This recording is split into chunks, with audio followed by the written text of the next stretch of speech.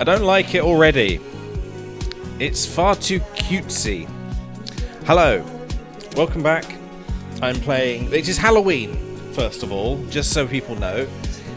We're playing Halloween Dream Daddy. Apparently it's the Dadrector's cut, which sounds very phallic. Yeah, so for the last, 7 minutes, I've been trying to psych myself up into starting this. This is going to ruin my day. This is probably going to ruin my life. I've been looking at a few of the tips here. It says, trust no one. I don't know what this is about. Apparently... Stand up for yourself, don't let anyone disrespect you. Also, check... Fuck, what was it? Cash machines. You've got to check them. For some reason. Get whatever you... I don't fucking... Should we just get into this and get this over and done with? I mean, I'm not complaining at all the handsome men wandering past, but it's... The music is what's getting me. I think it probably could have worked out a lot better without the music. What are the options? What do we even have? Streamer safe mode. I believe we will be having that. Okay. New game. Whistle while you work. That's tip number 62. How many tips are there? I'm asleep. Who's Amanda? Oh, obviously she's my daughter? Dad, wake up! Wake up, pretend to be dead, 5 more minutes. It is Halloween. We should pretend to be dead. I let my tongue roll out of my mouth and stop breathing. Amanda shakes me. Come on, Dad. This hasn't worked on me since I was 6. I'm sorry, Amanda. This is the end for me. Dad, I swear to God. Amanda, I bequeath to you all of my earthly possessions. Spread my ashes over my recliner. Okay, well, your corpse better get into the moving van because it's leaving soon. Oh. Hi. You've got a little egg on you. I finally open my eyes and sit up. I am lying in the middle of the living room, spooning a moving box. I yawn and stretch. Right. Could I not have packed the bed last? Or is this just the state of my life now? Morning, Manda Pan... Ah, that's why she's got the panda. Doesn't explain the egg. Don't her me. Yikes, Dad. Oh, yikes, Dad breath. Go brush your teeth. I can't. It was packed away.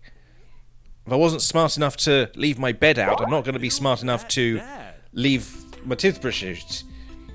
Gonna have to watch the VOD after, but hope you have a good stream. It's gonna be terrible. Build that, Dad. Am I building myself? Jesus, I'm hairy. Okay. What do we think? Do we want to go for Uber Chunk, or do we want to go for skinny as a beanpole? Like, snap me in half, Daddy. These ones look the same. Why are they...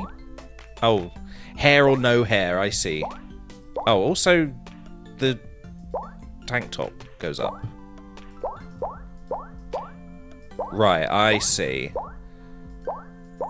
Let's go with... God, I don't know. God, that's hairy. Fuck it. We'll go for that one. Because I don't want to be like literally rolling out the door, or like getting broken in half. Or do I? Snap me in half, Daddy. Okay. And that's my skin tone. We'll be keeping it to more realistic. I'm sort of this colour, aren't I? We're not making me. What am I thinking? We're not making me. Heads. There's not really much difference. Like... Right. I see. Fuck it, that one I'll do. Hair. Do we have crazy looking hair?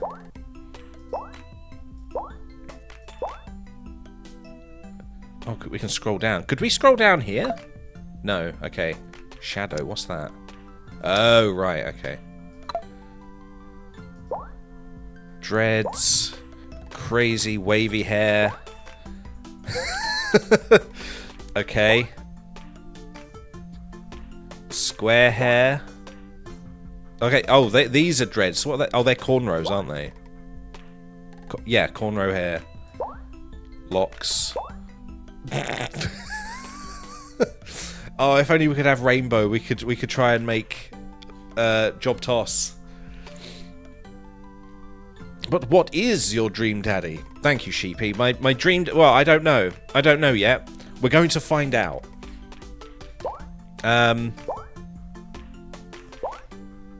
God. What would be my... This is sort of how my hair sometimes looks. When it's good. Sometimes. But... Oh my god, you can be Goku. That's how my hair ideally would look. It doesn't normally look like that, though. It's usually a little bit too long, a little bit too scraggly. A little bit like that, except... Oh, that's got like a little brown streak in it as well. Sort of how my hair is currently now, except it's mostly brown. That's weird.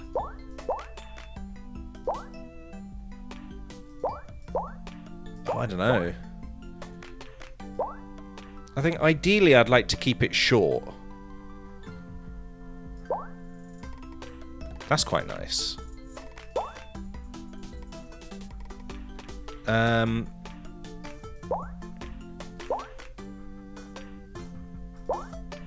That's usually how it looks when I've got my hair cut.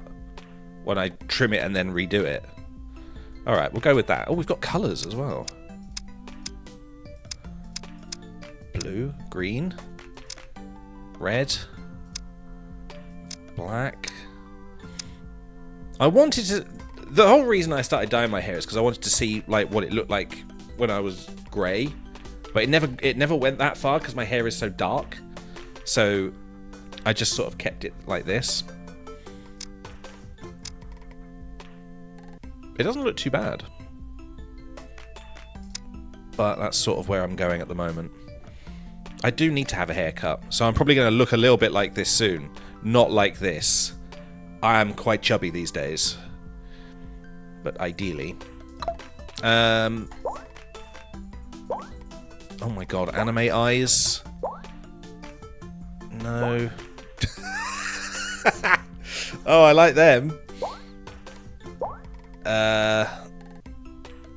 That's sort of how squinty. Nope. Don't like those. I don't like those. That's a bit scary. That's a Voltorb. Alright. Oh my god, really?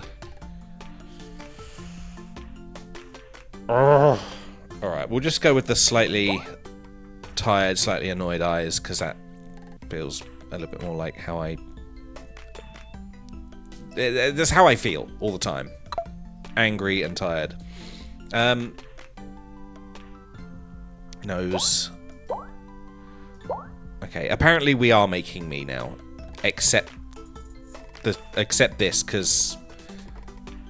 Yeah, I like this. I like this better. Nope. I have more of a that kind of nose, I think. No? It's not a hook nose.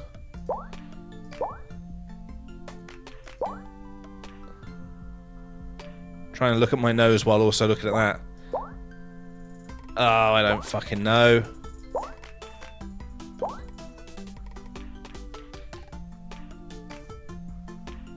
I don't know.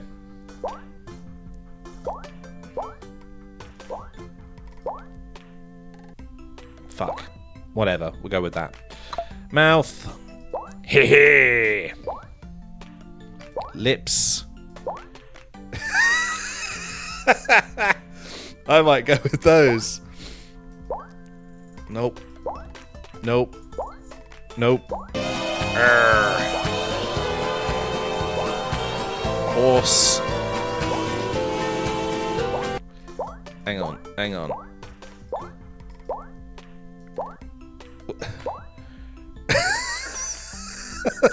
What a pervy looking face that is. I'm keeping that. Eyebrows, I need the bit. Oh my god, they are huge. Can I have bigger eye? Oh my god, look at those.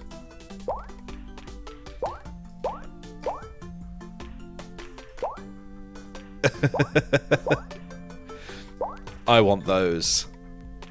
That is amazing. Facial hair.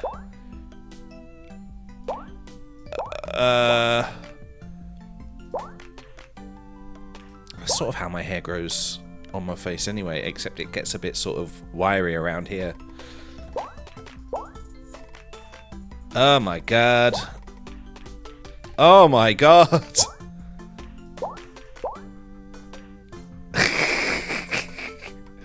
I don't think we should cover up the mouth, because that's just hilarious. Wait, so I could probably go back and just give it a bit of. Okay, yeah, we'll keep that a bit. Mouth, brows, done. Wait, different coloured eyebrows. Oh, that's a bit too harsh. Could we have, like, bright red? Perfect. Green. That sort of goes together because they're complementary colours. But that is screaming out to me. We've done. Oh, hang on. We can do colour for. Oh no, we haven't done facial hair, have we? There we go. Wait. I didn't realise we kept it on there, but that's actually good. I like that. Glasses, of course. We wear the glasses. This is what I usually look like. This is a filter. This is what I usually look like. Goggles. Harry Potter glasses.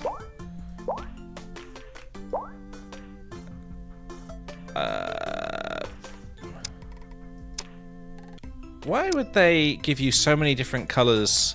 Pink!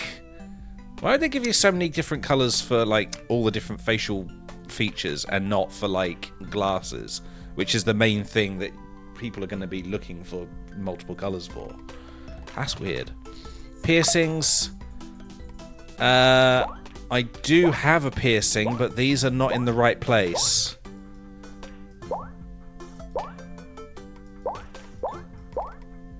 God, it is just horrific, isn't it? Yeah, fuck it. Just all over the ears. Just what the fuck is going on? Clothing, yes please. Eggs on the nipples.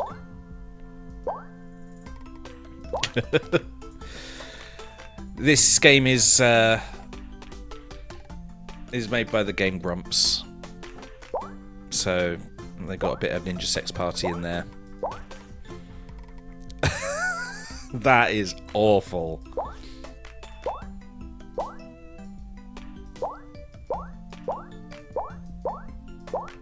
How badly can I be dressed? Is it just these? I can't scroll. Let's go for that. The tackiest, awful looking. That is terrible. I like it. Name that dad. The game is now talking at me. First name.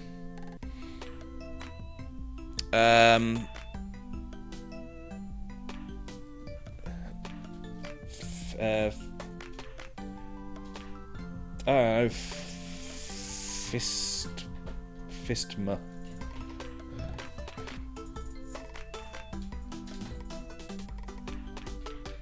bumhole. Fist my bumhole.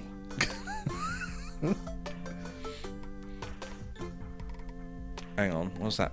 Hang on, daddy, be that dad. Oh, is that back? I assume that.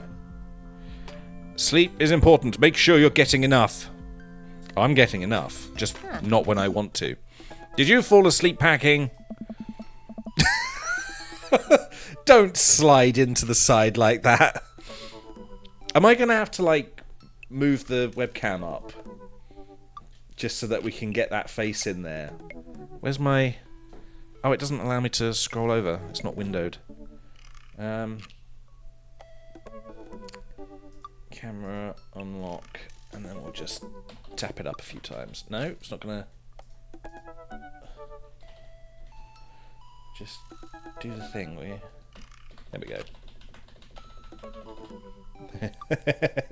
There we go. We'll put me there. Okay. Lock that in place. There we go. I got most of it done, I think. Searching around the room, it looks like I did a pretty good job. Every box is sealed except for one. My box. My ass. Tape my ass closed. Wait, straggler. What's in it? Looking into the box, I see a bunch of old photos in little photo albums. Whoa, I haven't seen these in years! Oh my god. I pull out one of the dusty albums from the top of the pile, and we begin looking through it. That's the coolest baby I've ever seen. To each their own. The only way your father and I... The only way... No, father and father... The only way your father and I could get you to stop crying was to put the sunglasses on you. What a kid. But whenever we tried to take them off you, you'd start crying again. You spent the first 2 years of your life with sunglasses on. Maybe she's got problems with her eyes. Everything's just very, very bright. Nice. Halloween, which it is today, remember. Today is a Halloween day. Scary game. This is scary. What's in the R18 version? I don't know. We're not playing that. I had to turn streamer safe on because I don't know what might happen. Halloween, when you were maybe 4? Oh my god, that dragon costume! You couldn't decide between being a princess or a dragon, so you went with both. Princess Dragon. Looks more like a Teenage Mutant Ninja Turtle, but okay. Why do I remember crying in that dragon costume? You saw yourself in the mirror and realized you were afraid of dragons. Seeing yourself inside the dragon's mouth was a realization of your greatest fear, I think. That's a little bit analytical. I like it. Right, yup, definitely repress that memory. This was you in your horse phase. I wish she was just dressed as a horse just then. Why have we got another horse again? Why do I keep ending up with horses in games?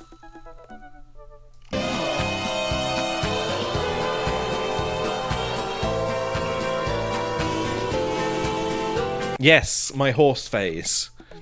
Apparently I'm in a constant horse phase. Dad! I believe you named that plush horse Sir Horsington the Brave. Oh. I don't think that was his... Amanda lunges for the photo, but I quickly snatch it away and hold it above her head with my superior dad arms. Nice try, but this is important blackmail for later down the road. Nah. Go ahead and try me. I've seen pictures of you in your scar band. Is that what you call dad? Ouch, kid. The Scarmunist Manifesto had a chance back in the day. I don't like it. I look off into the distance and reminisce about that rad horn section. Gotta love a good horn section. Hey, it's Emma P. Which one? I don't know which one's you. Emma P is the princess? Or the flower?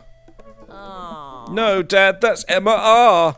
I mean, I didn't meet Emma P until high school. Who cares? Are we gonna be meeting them? I thought this was about daddies. Honey, I promise you wholeheartedly I will never stop mixing those two up. Dad. Shush your mouth. I am having a dad moment. Dad, Emma R's been my best friend since I was 7. Give it like a little bit of effort. Oh, right. Emma P was the one who tried to steal people's pets, fired a flaming tennis ball at the police station, pooped her pants during a sleepover. I think we're going to go with the childish option. Oh. Pooped her pants. That was me! Dad, that was me! I did that! I pooped my pants! Oh. And I was having a sleepover with Emma R, who isn't Emma P. She never told anyone, though. True blue, that Emma R. Anyway, I gotta show this to Emma R later. She'll get a kick out of it. How many different Emmas are there? What number is R?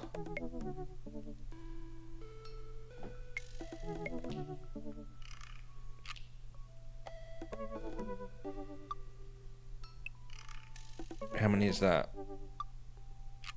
17. There's at least 17 Emmas in this game. Yeah. P comes before R. Okay. You like ska. It's happy music. It's just the name. Scummunist Manifesto. That's not great. Dad, we all did. We all pooped our pants. Anyway, I gotta show this to Emma R later. She'll get a kick out of it. The first photography award you ever won. Really? With that photo? Yeah, and it got us a $20 gift card to McFridays.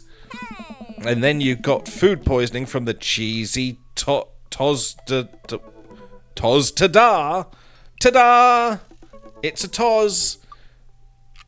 Cheesy Toz Tada Blast.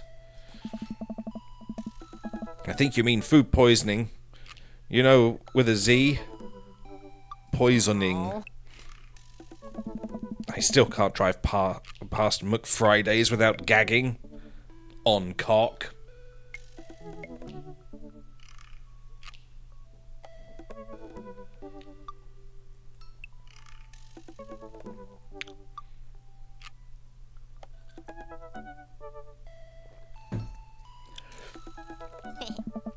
Still proud of you, though. Amanda reaches deep down into the box and pulls out one last photo. Neither of us say a word. We stare at the photo for a long moment. What is it? Oh, no! That's when I was going through my black phase. Oh. I finally decide to break the silence. Oh, wait, no, that's the other dad. That makes sense. Yes. I didn't transform. It was the other one. Okay. I finally decide to break the silence. This was the day you were born. This was the day you were adopted.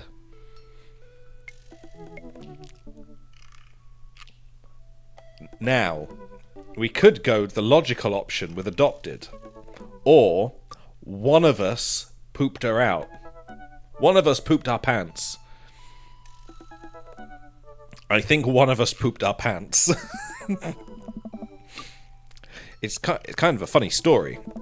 We got into a car accident right there in the hospital parking lot. It wasn't anything big, just a fender bender. Don't say the word bender when there's gays around. But of course, I was freaking out, and the little old lady who crashed into us was freaking out, and I didn't know what to do. But your father, oh man, he holds my hand and looks me directly in the eyes, the calmest I've ever seen him. He says, "It's okay. It's all gonna be okay. There's only a little bit of blood and poo." The old lady pooped her pants. Gotta go with the impreg route. I think so. ... He was right, you know. I stare at the picture for longer. Maybe too long. I think she thinks I'm gay. Because I was looking at the photo for too long. I miss him. I can't even imagine what it must be like for Amanda. She pats me on the back. Come on, Pops, we're gonna finish packing. The moving van won't wait forever. You're right.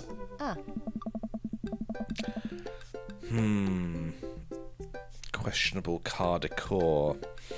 Amanda and I pile into the car and take one last look at the old house. So many memories here. Which one's our house? Most of these are shops. Do we live in a shop? Did I just poop my pants? So many memories here. Hard to believe your father and I bought this place almost 20 years ago. Hey, remember when I shattered the front window playing catch? You always had a very strong arms. Hey, remember when I shattered the other front window pretending to be a robot who breaks windows? You were a very imaginative child. Hey, remember when I broke the back window? We get it, Amanda. You break stuff. There'll be plenty more stuff for me to break in the new place. Did she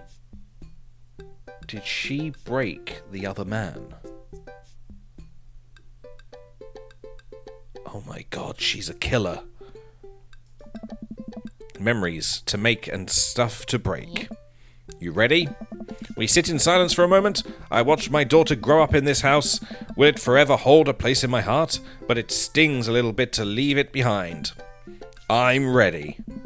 Moving van begins to pull away. I get the car into position to follow it. I watch our house, our old house, disappear in the rearview mirror. So what? So, sell me on our cool new pad. I clear my throat and do my best cheesy announcer voice. Nestled in beautiful scenic downtown Maple Bay, our new house features washer and dryer hookups, a 2-car garage, multiple places to sleep.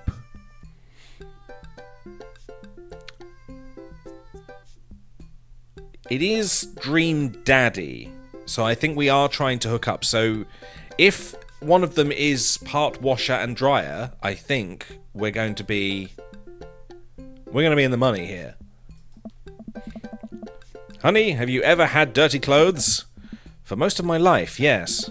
Well, worry about that no longer, as our new place features machinations that will not only clean your clothes, but dry them directly thereafter. An upper-class luxury, I fear. The concept of clean clothes is no longer in the hands of the fat cats upstairs, sweetie. Anyway, it's also smaller than our last house. Cozier, one might argue. Good spin. Right. I think it's great. What the fuck? I think it's great. Won't we be closer to a lot of cool stuff that we can fucking read, can walk, fuck it. Amanda, you know you're going to have to learn how to parallel park at some point, right? Not gonna happen, pups. I think someone needs to do a 3-point turn on their attitude. I don't know how to do that either. Well, if you learn, then you'll know. Fuck's sake. Have you met the neighbours yet? She's just like me for real. Always breaking people.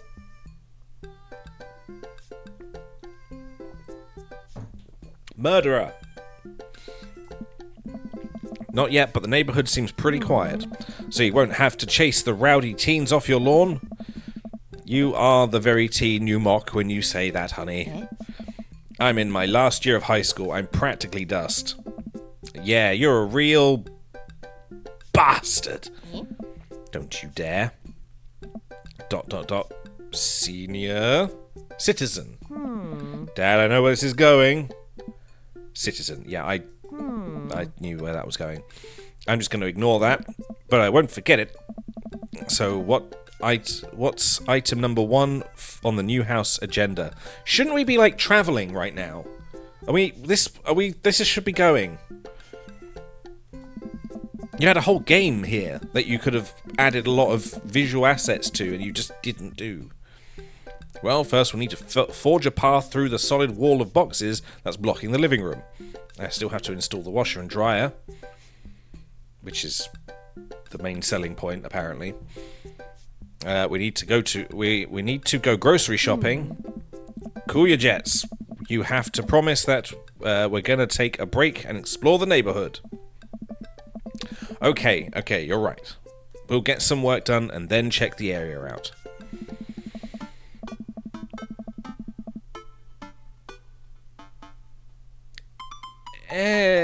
Not having seen the first place, I think this is going to be okay. We pull up to the new house and step outside. The lawn is freshly mown and for sale. Can you not be trumpeting in my left ear, please?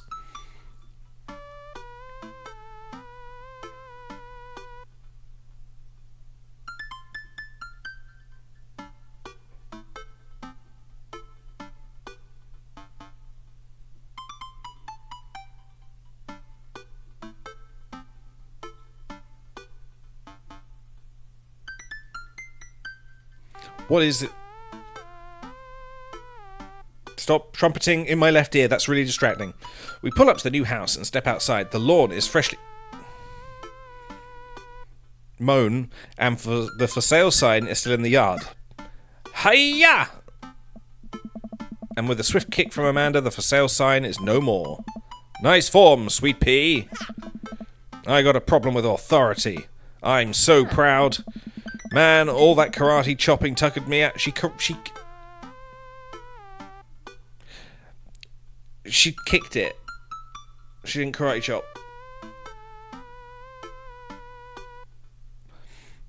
I could really go for a sandwich. An ice cream sandwich. Sweetie, it's 10 a.m. I need to unpack first. I need some coffee as soon as possible. Did you even see all the dogs in the park nearby? Dogs. We've got to go break some dogs. You know it. Thank you for moving us to an area where the dog-to-person ratio is very high. I only want what's best for you. I hope you're prepared for the frequency at which I interrupt conversations to yell "Dog!"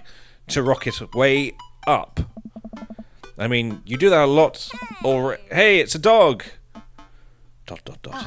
Wait, false alarm. It was just a funny shaped rock. If you want to see real dogs so bad, let's go to that park around the corner. Laserdisc is clearly the superior digital format. Amanda and I begin a stroll through the neighborhood. I can't believe how beautiful it is outside. Kids are playing in the street, the flowers are in bloom, and the faint smell of a nearby barbecue drifts through the air. In the middle of town? This place is... Ugh. This place is nice. Too nice. I don't trust it. Good eye, honey. You can never be too careful. Unsheathe the knives. See that baby in that stroller over there? Government operative. We're on to you, baby. We walk for a while and eventually end up at a small park. Toddlers chase each other through the playground, and dogs of all shapes and sizes romp through the grass. It's pretty crowded, but Amanda spots a nice empty bench. We start to make our way over to it when... Heads up! Did she just punch me? Did she break me in half? A frisbee suddenly hits me in the face. Woof, says the dog. A corgi with a neat plaid handkerchief tied around its neck bounds up to me, wagging its tail. Hello, did you throw this thing at my head? I like your necktie. I want to ask if the dog threw a frisbee at my head. Arf! He runs around in a circle and nudges my leg with his nose. Oh God, this is the cutest dog. Impart upon me your wisdom, tiny dog. Woof woof. That is a good wisdom. How long do I have left? How did you know? Do you have tomorrow's lottery numbers? I think I may have just been broken, so how long do I have left? Grrr. What's that? I'm already too late. My fate was predetermined for me long ago. I have no real agency in this cruel lifetime. Ruff ruff. You're right. I am the master of my domain, for fate is unknowable. Thank you, wise dog. Arf. You definitely could have caught that. A guy in a Oh, Jesus. A guy in a Hawaiian shirt jogs over to us and takes the frisbee from me. He's hurrying at me. That's one big chunk of a man there. You know frisbees are traditionally caught with your hands and not your face. It's dog. Dogs catch with their face. Well, you're traditionally not supposed to aim for people's heads. It's a new technique. I'll catch it with my teeth next time. I'll do what like the dogs do and catch with my teeth. You caught me off guard on this round. Not again. Not ever again. Jesus, he's emanating flowers. I'm just messing with you. I'm Brian, by the way. What a apt name. I'm Fistma. And this is my daughter, Amanda. I look over at Amanda, only to find her sitting on the ground, rubbing the dog's tummy. As well as other things. His legs. And head. Hi. Your dog's cool. Old Maxwell sure loves the attention. It's great to see another father and daughter out there on such a sunny day.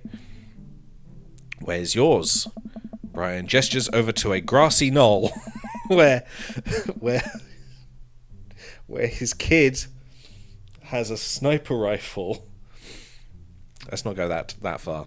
Where a young girl sits on a checkered blanket. She's reading a book bigger than her head. She puts it down and heads over to us. This is Daisy. She's reading the Brothers Karamazov. Her teacher tells me that she has the reading comprehension skills of a high schooler. Is she not already in high school? I suppose she's younger, isn't she? How old is she? 10. Okay, so she is younger. She's a precious little youngster. Whoa! My natural dad instincts kick in. Am I about to fight this guy? I must brag about my child's accomplishments. Oh no, it's happening. Oh fucking hell, really? I am going to fight. Brian, go on, Daisy, tell him about yourself. That's my girl. Amanda, get in there. Amanda, okay. Fistma's HP 80, Brian's HP 80. What is DHTR? Can't switch daughters. Oh, right, daughter. Amanda is... Can't switch daughters. Amanda is your only daughter. Okay. Item. Grade card, child art, band-aid, spelling bee photo.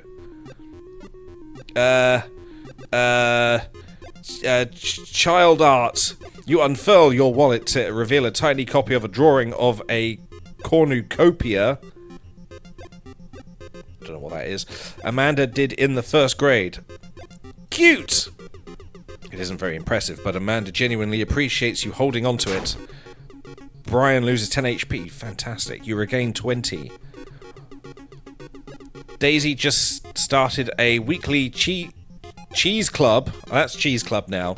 At her elementary school computer lab. You don't want to have cheese in computers? She's the president too, of course. Dang, my high school doesn't have a chess club or a computer lab. I lose 10, right. But I'm still winning this. Brag. Amanda here just recently won a local photography award. Wow, congratulations. Ugh. Daisy actually just won a statewide poetry contest. God fucking hell. I'm still winning though. Another item. Let's go for grade card. You pull a wrinkled copy of Amanda's last grade card out of your back pocket. Dad! Awesome grades. Brian loses 25 HP. Ooh, my god. You really carry that around everywhere? Ouch, maybe it's kind of weird. You lose 5 HP. Daisy sold enough candy bars this year to get the top prize. A canoe. You've got a canoe? We're taking it out next weekend.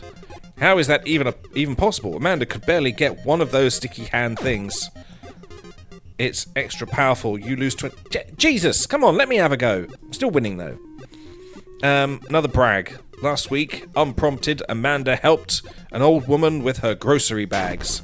It's extra powerful. Brian loses 20 HP. Did I mention Daisy said her first word at 10 months? Daddy? Amanda's was potty. Still cute, but maybe this isn't the time to bring it up. You lose 10 HP. Visma's H. I am definitely winning this. Another item. What does the band-aid do? With a flourish, you produce a band-aid from your pocket. Take a knee and start to apply it to Amanda's arm. What are you doing? Dad? Dad! Being a protective parent. Anyone would agree it is an unusual gesture. You lose that. Okay, right, so that was a bit weird. She wasn't hurt. Daisy here has all of her adult teeth. Never had a cavity either. That would be nice. Amanda self-consciously pushes her lips together to hide her teeth. It's extra powerful. You lose 20 HP. Oh, we're losing. We're losing. We're losing. Just keep bragging. Amanda's in all honours classes this semester. 10. Oh, really? I'm actually talking to Daisy's teacher about having her skip a grade. God fucking damn it. I lose 20. Did I lose? Dang, he's really got us beat. Boy, it's been such a treat getting to meet you two. Did he have to add insult to injury by being such a gracious winner? God damn it. He overpowered us. So I take it you guys are new to the neighbourhood. We just moved in. Just remembered what I look like. Do you live around here? Yeah, we live in that cul-de-sac. Is that how you spell it? I thought it was one word. Cul-de-sac. Emphasis on the sack. Next to the coffee shop. What a coincidence. That's where we live too. Small world, yeah? Small world. Yeah, Daisy and I are in that little ranch-style house on the corner. Are we going to get a map? We're going to be able to tell where each daddy is. I know that house. It's just like ours, but slightly bigger. And just differently coloured. And we cheaped out on the assets. Personally, I would have picked a water type. Are we saying Charmander, Squirtle? And so I got the fucked. Cornucopia is that horn-shaped basket that's always overflowing with Oh, right. Oh, is that thing that people think is on the Fruit of the Loom logo? Because I've only been recently made aware of this Mandela effect thing, and it's that people always remember there being a cornucopia on it. I didn't realise that's what that was.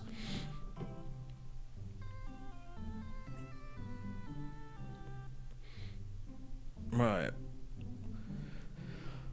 Horn-shaped basket that's always over... Yeah, okay.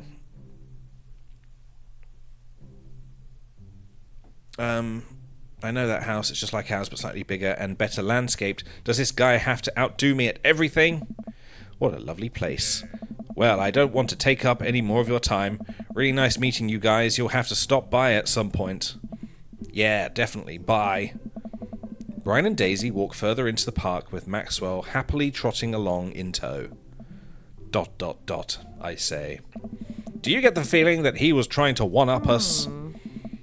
Trying to one-up my arse. Trying and succeeding. I can't believe that kid's only 10. What was I even doing at her age? I believe you had a bit of a thing for horses. Shame that didn't pan out. Could have majored in comparative horse studies. It's not too late to mine it in horse. Can you leave off with the horses? Seriously. In horse creative writing. Yeah. Too close to the truth, Dad. Dad. Let us never... Can you stop shouting Dad in my ears? Let us never again speak of the fantastic adventures of Sir Horsington and... Sir Horsington the Brave, an epic in 7 parts by Amanda Bumhole. Her name's Amanda Bumhole.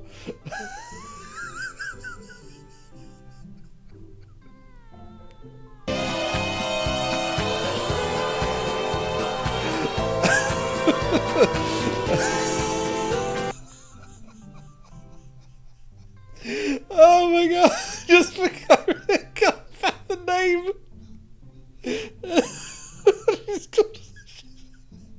She's called Amanda Bumhole. Oh. Oh. She's called Amanda as well.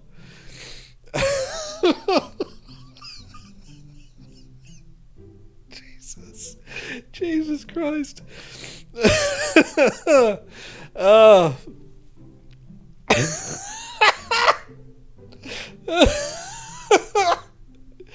Oh. Oh, that shouldn't be that funny. Amanda Bumhole. Oh. Oh. Oh. Oh. I wasn't expecting that. That's really good. Oh. Oh, it's so good.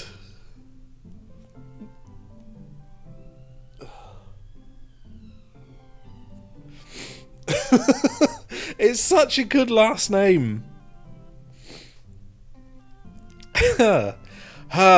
Okay. We laugh off the horse okay. We laugh off the horse epic and walk around the park a bit more. I feel like I got a thing off my face. Enjoying the day. Go to the coffee shop, go unpack, go take a nap. Let's go to the coffee shop. I gotta get my hands on a nice hot cup of the old bean juice.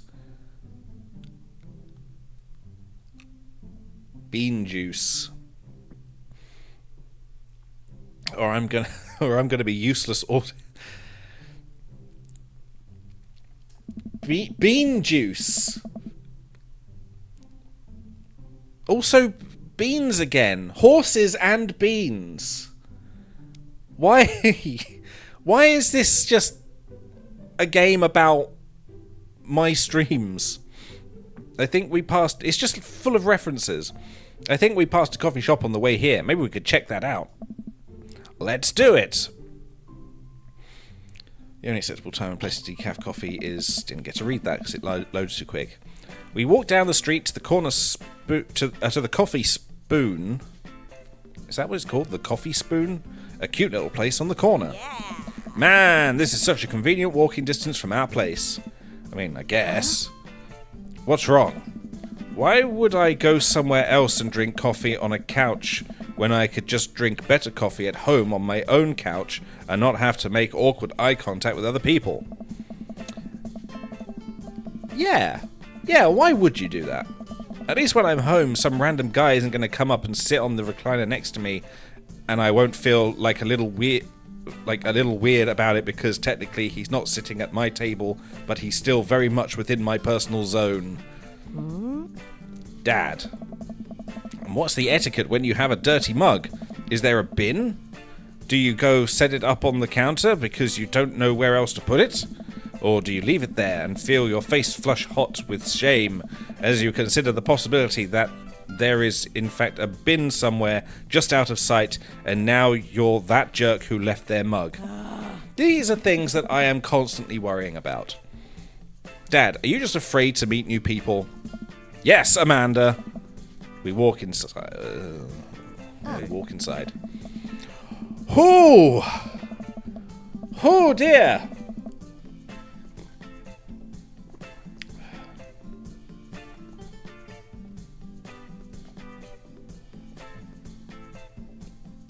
Oh my word. Okay. That's a lot of... That's a big load of selections you've got on your board there. The inside of the coffee shop is incredibly warm and inviting. Vinyl records line the walls and patrons lounge around on well-worn-in couches. Some cool tunes spin on a record player next to a little stage.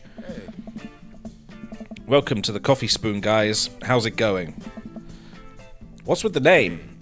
Oh, it's kind of dumb. It gets mentioned in this poem I like, and I thought it was a good idea at the time, and I suppose now it's still a good idea, but like, the business is still running. But people ask me that question all the time, and I give them this same answer every time, and now I'm standing here rambling, and I'm sure we're all getting more and more uncomfortable the more I keep talking, but man, we're in it now, and I can't stop. I've heard that before. ...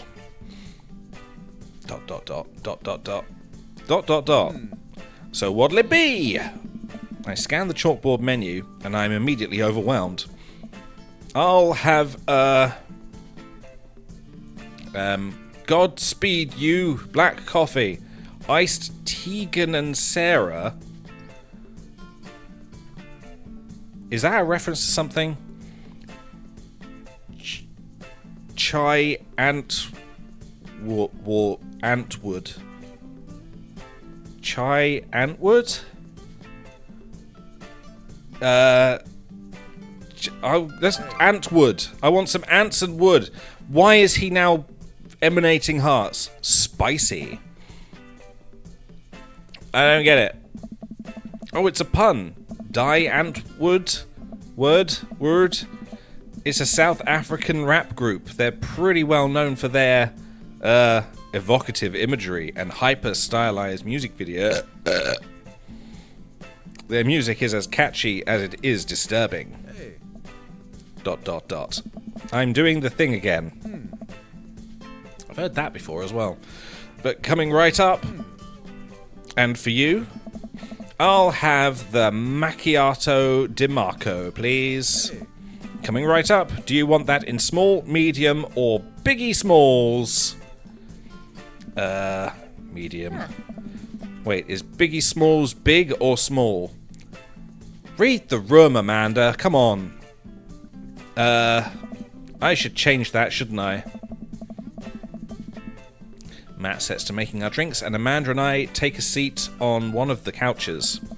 What's his deal, other than being extremely attractive? Yeah. I say in my mind. Let the man make his puns. They're cooler bands than you listen to anyway. Hey! Hey! Hey! Scar was cool once. This couch is actually pretty comfy. Maybe not comfier than our couch, but it's alright. Good lumbar support. You sink right into it. ... Okay, it's comfier than our couch. Seethes. Amanda nudges me. This place is right next to our house, and that guy seems not only cool, but also just as uncomfortable with talking to other people as you are. You should totally become friends with him. And then bang. I don't know. Come on, what do we say about meeting new people? I can't meet new people if I always stay inside, and also don't go outside, and also don't talk to people. See, we're making progress. Matt sets our drinks down at our table, and I immediately burn the roof of my mouth. Brilliant. Good one. Hi, we're new to the neighborhood. I'm Amanda, and this is my dad, Fistma. Hey. Oh, right on. Pleased to meet you both. You ought to come by when my daughter's hanging... Everyone's got a daughter. Everyone is gay and has a daughter. You ought to come by when my daughter's hanging around the shop. You two might get along. Yeah, I'm sure we'll maybe come in from time to time. By which I mean your ass. I said that out loud, didn't I? Amanda kicks my leg from under the table. You said that out loud. I'm sure we'll be in here a lot. By which I mean your ass. I said that out loud as well, didn't I? Hey. You know what? Let me get your guys' opinion on something. He bends over and shows us his ass.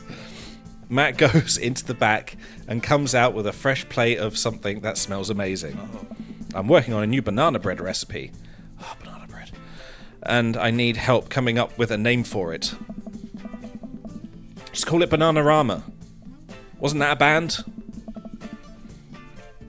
Well, I think we're gonna have to taste test it first so we can get the full flavor profile of, you know, the really appreciate the flavor. Just put it in my mouth. Amanda nods vigorously. She knows this game.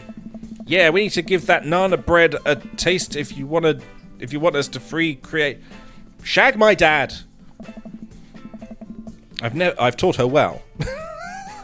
we have trained for this day. I was just gonna give you guys free banana bread anyway. Right, yes, that. Matt serves us each a piece. Amanda and I happily chow down. This is amazing! Thanks. The secret ingredient is dick. Bananas. Dick and bananas. Fuck. Well, I think I might only be able to give... He's really distracting. Both of them. This freak on the left. And this freak on the right. Well, I think I might only be able to give you dad band puns, but I'll give it a shot. Banana bread Kennedys. Grateful banana bread. Right said banana... I like that one. The right said... right said Fred, but now it's about banana bread. I think the youngsters would like it despite not getting it. That sounds like Cockney rhyming slang for banana bread. Give me a bit of right said Fred. Banana bread. Wait. That actually has a nice ring to it. Really? Yeah, right said banana bread. Strong decisions. That's art, baby. ... I wanted to say baby because I thought it would sound cool, but once I said it, I realized that it just doesn't sound good coming out of my mouth, and maybe I should just leave saying baby to the professionals. Hey. Enjoy your coffee. Thanks, baby. Hey. See? Sounds good when you say it. Oh my god. It's a skeleton. Across the way, a man... Well, you can't really see it because I'm in the way, but there is a skeleton there. Trust me, he's a skeleton. Across the way, a man catches my eye. He sits by himself, brooding over a cup of coffee. Our eyes meet just for a moment. ... he says. I hastily look away, hoping he didn't catch me staring. Who is that? We finish up our drinks and head out. Hey. Thanks for stopping in. My ass. I said that out loud this time. Take care. Okay, now that we're full of caffeine, where to? We're just completely procrastinating the unpacking. I need a nap. We just had coffee. I said I need a nap, okay? I have a lot to think about. Have you ever known me to play by the rules? Your father is a rebel, sweetie. Now all aboard the train to Sleepy Time Junction. Never give up, never remember. Okay. As we're walking home, I hear heavy footsteps come up behind us. Fistma, bro! Fistma, bro! Hey. I turn oh, hello there. I turn around and I'm greeted by a familiar face jogging up to us. Familiar face? What, the baby? So I've never met this guy before. Have we met the baby before? Craig? Oh. Oh. He just made a very pleasing noise at me. He's got a daughter as well. Everyone's got a daughter. I assume it's a daughter. They seems to have like curls, so instantly means female apparently. Let's not assume the gender of the baby, okay? It's a baby. Bro, bro. Oh. Now he's making me happy. Holy wow, I haven't seen Craig in forever. It's been too long, dude. Yeah, wow, you look great. Yeah, I cleaned up my act. Cleaned up his act? Are you kidding me? He's ripped! And Amanda, this is my friend Craig. We went to college together. We were roommates for a while, too. Amanda, dude, you probably don't remember me, but you're so big now. Hello, and hello, cute baby. I love it. She's as awkward as I am. Ah, thank you. The last time I saw you, I think you were about her size. This is River. Okay, it is female, but again, don't assume the baby. Don't assume there is a baby. Say hi, River. She picks up her tiny wrist and waves it around. River gurgles happily. Are you babysitting? Nah, dude, River's my kid. Man, it has been a long time. Everyone is gay and has daughters. This is how the world works. Man, it has been a long time. Feels like 1 minute we're rolling up to exams with bad hangovers. The next we're both fathers. Where you been, man? I was working out in California and just relocated the business back to Maple Bay. No kidding. Amanda and I just moved to this side of town.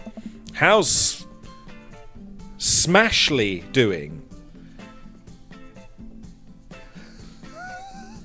Smashly. Hi. I mean Ashley. Ashley is her name. See, that wasn't even me doing that. He's now getting rowdy. She actually still goes by Smashly. Oh, wait. Oh, I thought he was just horny as fuck.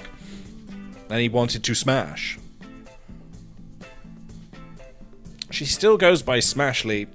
And we got divorced last year. Oh, dude, I'm so sorry. I wonder why. It's old news. We take turns taking care of River and the twins. And the twins? You got a lot of kids for someone who's about to ruin my day. It's all what the fuck is that word? It's all copacetic? I'm gonna have to Google. I want to Google what copacetic means. Copacetic.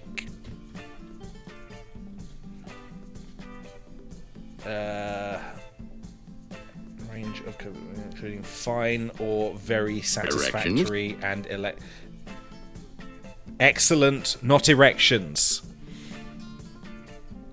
Okay. Right. Okay, so that's what it means. It just means it's fine. It's all copacetic. That's a big word. Twins? You have 3 kids? Are they all female? Just all daughters. Ain't life something, bro, right? Keg Stand Craig is a father of 3. Keg Stand Craig? Oh, yeah. It was my old college nickname. He got it because he did a lot of keg stands. It's that thing where you do a handstand on a keg and then drink from the keg. Right. He was very good at it. I mean, he does look like he's got a lot of upper body strength. Ah, bro, I hate to be that guy, but I'm in the middle of my daily jog, and I really gotta keep up my heart rate. Don't worry, I'm here. Brought River along for, resistance training. That kid must be fucking...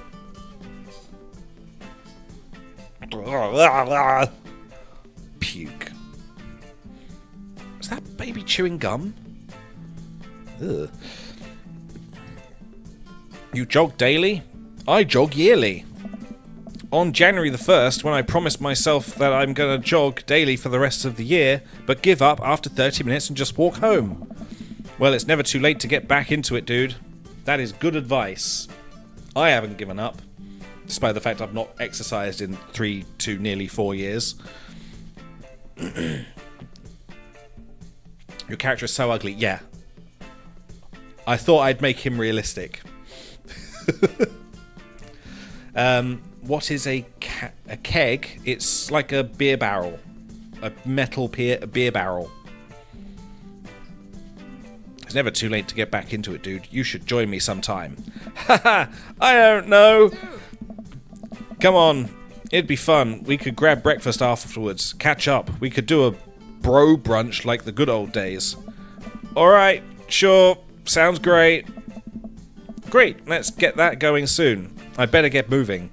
Good to see you guys. Craig gives a little wave, puts his earbuds back in, and jogs off. I can't believe Craig is ripped and has kids. I'm reeling. Why is that? The Craig I knew is not fit to be responsible for any living thing, including and especially himself. One time I watched him drink an entire jar of marinara sauce for dinner. Do I like the game? I'm sort of... It's been a good source of entertainment, mainly because it's not only brought up two things that my streams are sort of known for these days, horses and beans, but also I got a good laugh earlier when I realised that I'd accidentally named my kid Amanda Bumhole. So yeah, you missed that, but it was a good laugh. I completely forgot. The Craig I knew is not fit to be responsible. Yeah, we did that. Amanda, he opened up a new jar of marinara sauce and then he drank it like it was a thing that was that normal people do. It was unholy, and then I asked him what the hell he was doing, and he said, and I quote, "It's basically a smoothie, bro." I mean, technically he's not wrong. He jogs. He was jogging. He's like a totally different person. Anyway, we better get home. I'll have plenty of time to reflect on how old I feel later. Didn't even get to read that. Amanda and I flop down onto the couch. Amanda has to shove some empty boxes out the way before she can sit. Who's unpacked this shit? We definitely didn't do it. We've just arrived and we've not unpacked shit.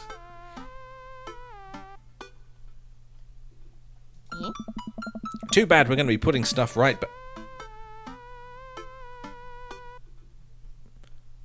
back into these boxes in a few months. No, don't say that. Oh, Dad, it's going to be okay. I'll be fine. I know. It's just... You're my little girl. It's going to be weird not having you around. I'll come visit and I'll text you every day and I'll take lots of pictures. I mean, obviously I'm a photography major. You promise? Huh. Of course. Are you going to be okay by your lonesome? Oh, it's fine. I'll find something to do. Oh, come on. I'll be fine. I'll get a dog or something. Yeah. A dog! Right. Forget art school. I'll stay for the dog. Is that what it's going to take? Medium-sized dog, handkerchief around the neck. I get to name it. That's what it'll... Yeah. That's what it'll cost for me to give up on my dreams. I'm a woman of simple wants and needs. Well, a dog is a lot cheaper than college. Amanda laughs. Huh. Suddenly, a pile of envelopes slides through the mail slot. Speaking of college, Amanda darts over to the envelopes and shuffles through them. She pulls one out and throws the rest back on the floor. This is from McGowan College of Art and Design. Open it! But I'm scared. It is Halloween. It's just an envelope. Yeah, it's just like my entire future. Not a big deal. She takes a deep breath and rips the letter open with her teeth. We have a letter opener, but okay. I hold my breath while Amanda's eyes dart back and forth, scanning the letter. What does it say? The admissions committee has reviewed your application, blah, blah, blah. Her face drops. ...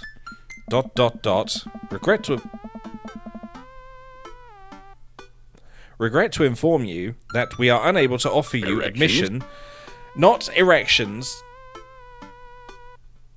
McGowan College of Art and Design. Amanda throws the letter on the coffee table. Oh, sweetie. ... It's only... I kind of saw it coming. I knew I shouldn't have put that experimental stuff in my portfolio.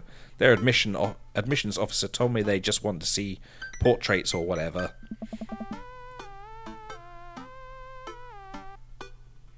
I pull Amanda in for a big hug. You're an amazing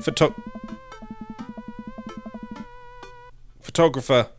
I know how much work you put into your portfolio. Some other school is going to want to snatch you up for sure. Yeah, I know, it's fine. Are you actually fine, or are you just saying that? I'm fine, really. Her face says the opposite, but... I probably shouldn't push her on this. Stop it. Get some help.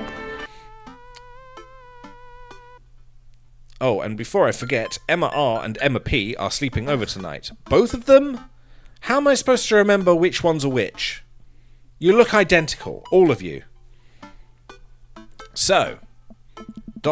You need me out of the way because I'm painfully uncool. I would choose more delicate phrasing, but yes. Well, I'll have you know that I conveniently already have plans for tonight, so you have the new place to yourself. Yeah, what are your plans? Quick, think of plans. I'm going to kill everybody. I'm secretly this fucking... Do you have any idea how distracting this fucking trumpet is? I am secretly the mayor of this town. I gotta attend the union meeting. I'm going clubbing. I'm gonna lie to her. I'm secretly the mayor of this town. Amanda, the town needs me. I need to perform my mayoral duties. I must don my top hat and wear my monocle so that I may preside over the mayor stuff. I think you're thinking of the guy from Monopoly. He was a mayor, right? He was not. Right. I'm just kidding. I'm actually going to... No. Why is it distracting? Because it's in one ear. Everything else has been, like, in the middle. This is just on one side. It's like having a fly wandering around. You're like, eh.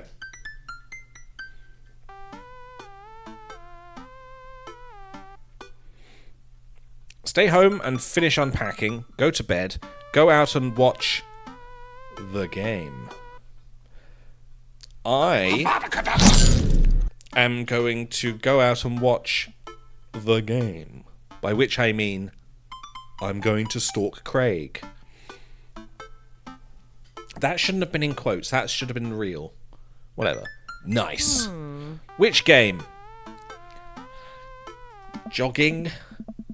You know, the game. The one that's on tonight. The game on TV. At somewhere other than here. Okay, cool. While you do that, I'm going to do drugs and commit some light arson with the Emmas. You did kick a football through a window that was on fire. The window was on fire. I'm concerned you're hanging with the wrong crowd. Amanda shrugs. I'm going to do this.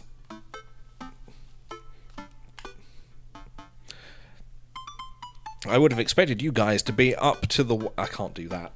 I can hear myself too well. Oh my god.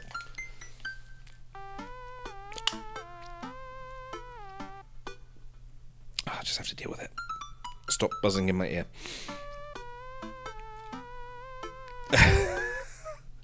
It's so bad. We'll just have to get through this quickly. I would have expected you guys to be up to the white-collar crime by this point. Maybe money laundering at least. I'm a street rat, Pops. You're kidding about doing drugs and crime, right? Yes, Dad. She lies. Just making sure. I give her a pat on the head. Have fun with your sports. Are you being sarcastic? No, making fun of sports is played out. Alright then. I do some light cleaning around the house and decide to clear out right before Amanda's friends arrive. Just a little bit of it. Just one heroin.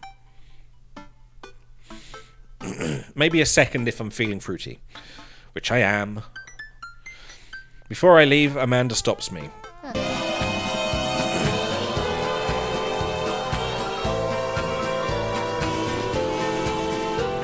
Hey, don't forget that you have that meeting with my horse teacher tomorrow. Oh, right. Mr. Vega? Yep, totally remembered. I'll be there. I hope they have a fun night. Aurora Borealis. I'm really glad Amanda has such sweet friends, even if I can never remember their names. Just as I am heading towards my room, the doorbell rings. It's okay to feel to cry if you're feeling sad. Weird. Who could possibly need anything from me right now? Do they know what time it is? I was just about to head out. I walked over to the door and open it. Question mark, question mark, question mark. I know who that guy is. Hello. Handsome. Oh my god. No. Oh. Oh no. A handsome, clean-cut man stands at my door brandishing a plate of cookies. Hell. Oh. Hi, I know it's kinda late, but I baked way too many cookies and I just can't have these in the house or I'll eat them all. Whoa. Now, I watched the Barbie movie. These are the vibes I'm getting. Oh, where are my manners? My name is Joseph. I'm your next door neighbor. We will not be going with this guy. Oh, yes. Hi, I'm Fistma. Fistma Bumhole. That's what my name is. I saw the moving van and I thought I'd do the neighborly thing and bring you my daughter Christy. Everyone is gay and has a daughter. Wanted me to let you know she baked them herself. Joseph leans in and whispers, but between you and me, she just sprinkled in the chocolate chips. We both share a laugh. Kids, right? Daughters, right? Amanda pokes her head out of her room.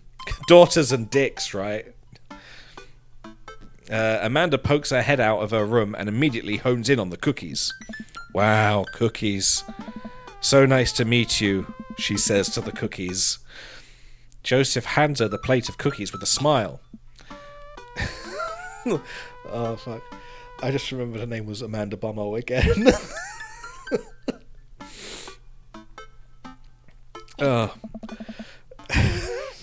Well, thanks for the cookies. Amanda disappears with the cookies. Amanda, come be!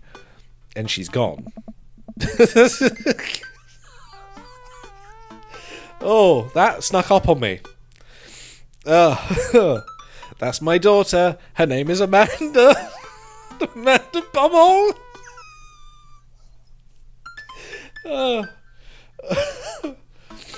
Oh, she's a charmer.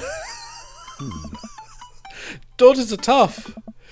Sons are also tough. You've got a son?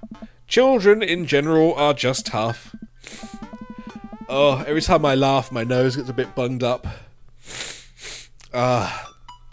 Delicious. I hear that. I mean, there'd have to be something wrong with you to try and raise more than 2. I have 4 kids. What have you done? Oh, I meant... Don't worry, you didn't mean to be rude. Oh no. This is the first neighbor I've met and my social life is already in a tailspin. I wonder if it's too late to move again. Yeah, okay. Is the missus around? Mr., actually. And, no, not anymore. He died. I mean, I already knew that he died, but like, I kind of assumed that they would just sort of move around the subject, or maybe hint that they just left, or something. You did choose to be. I mean, it's called Daddy. That's very specifically a gay thing. Kinda, maybe not, but it's Yes. it's very much a thing. That's yeah. No. No, not anymore. He died. That wasn't his voice. He grunted. Oh. Oh. Yes. Blah. You just go, oh, blah. I'm sorry for your loss. No, it's all right. Wow, this is uncomfortable. We stand there quietly for a moment, acutely aware of how awkward we both made things. I'm sorry. Can you close the door real quick? That's weird. I look at Joseph quizzically, but comply. After a second, I hear a knock on the door, opening it. I see Joseph standing there with a huge smile. Hey, I'm your new neighbor, Joseph. I promise not to talk about your dead spouse this time. I'm throwing a barbecue for the cul-de-sac, and I'd love for you to come by and meet the rest of the neighbors in our community. What'd you say, pal, with a dead husband? Oh. That sounds great. My daughter Amanda and I would love to stop by. Also, 4 kids is a perfectly normal amount of children to have. We shake hands to seal the deal. Well, neighbor, I'll let you get to bed. See you at 3 p.m. on Saturday. Sure thing, neighbor. Joseph, I flicker out of existence. Joseph starts walking away, but stops to think for a second and turns round. Hey, in all seriousness, raising a kid on your own can't be easy. If you ever need to talk about stuff, I'm the youth minister at the church down the street. Oh, I don't know. I wouldn't really consider myself a youth. Wink.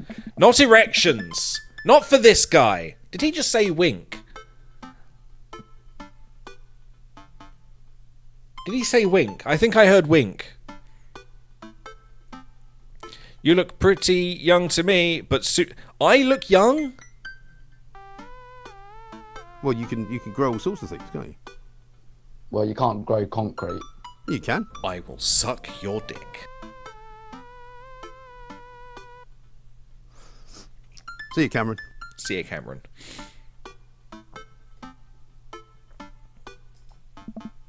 And with that, Joseph's gone. Okay. I think that's what's known as a compliment.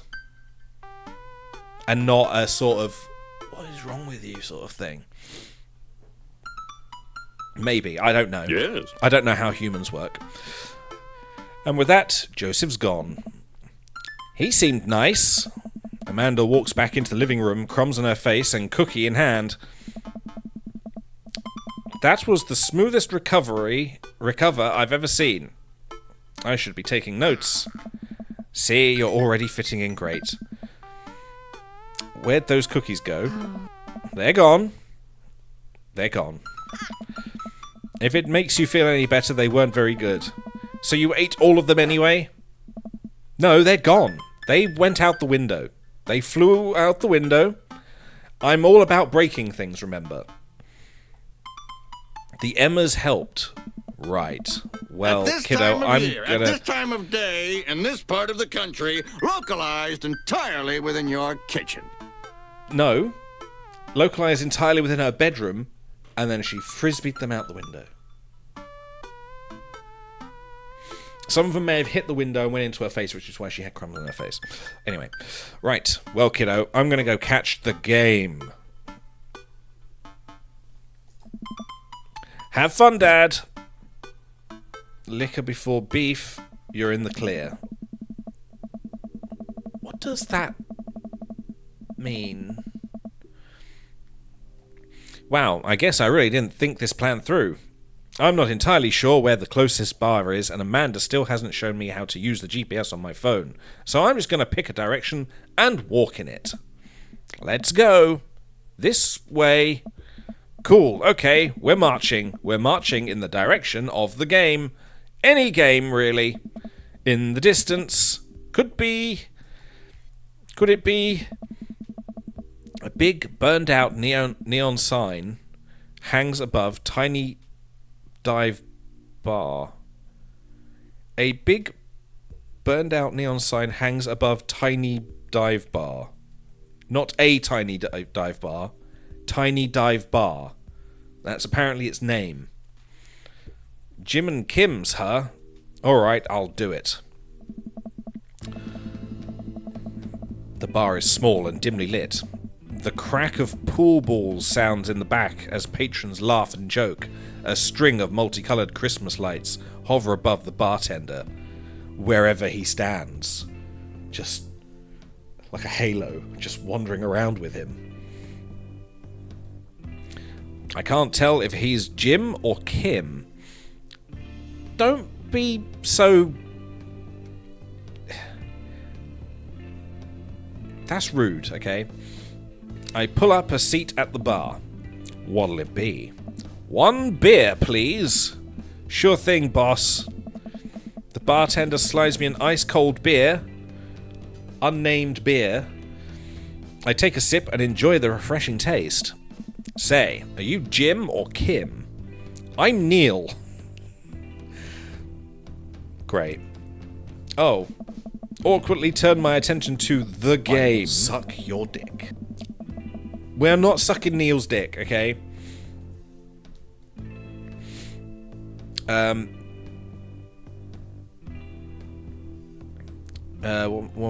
I read this? No, I haven't read this yet.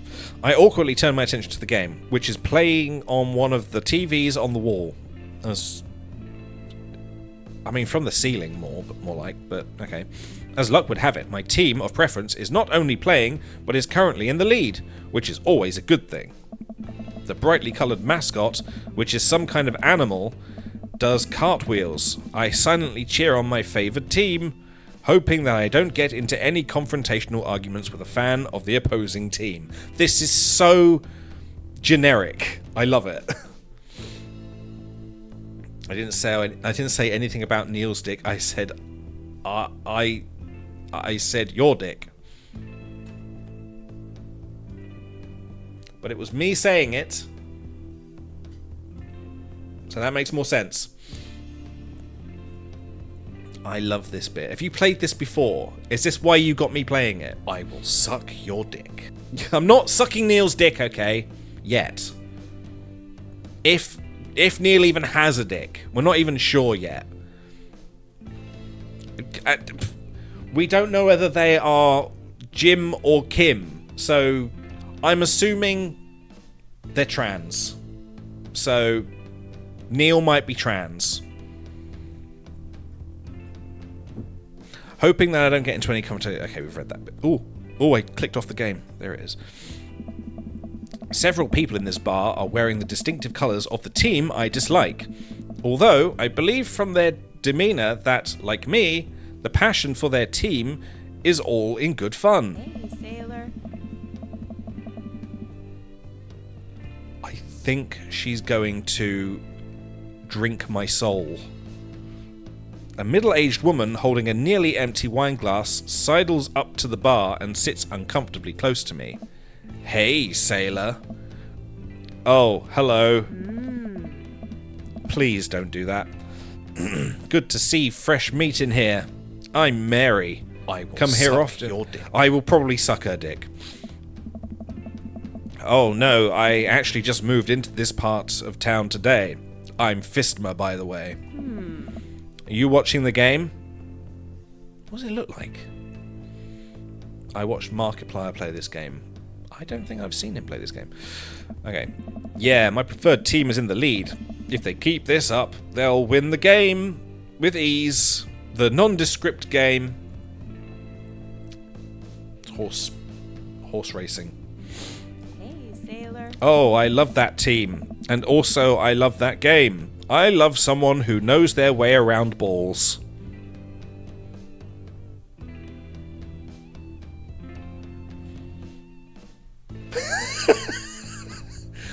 Stop tapping on her balls. I certainly do know my way around balls.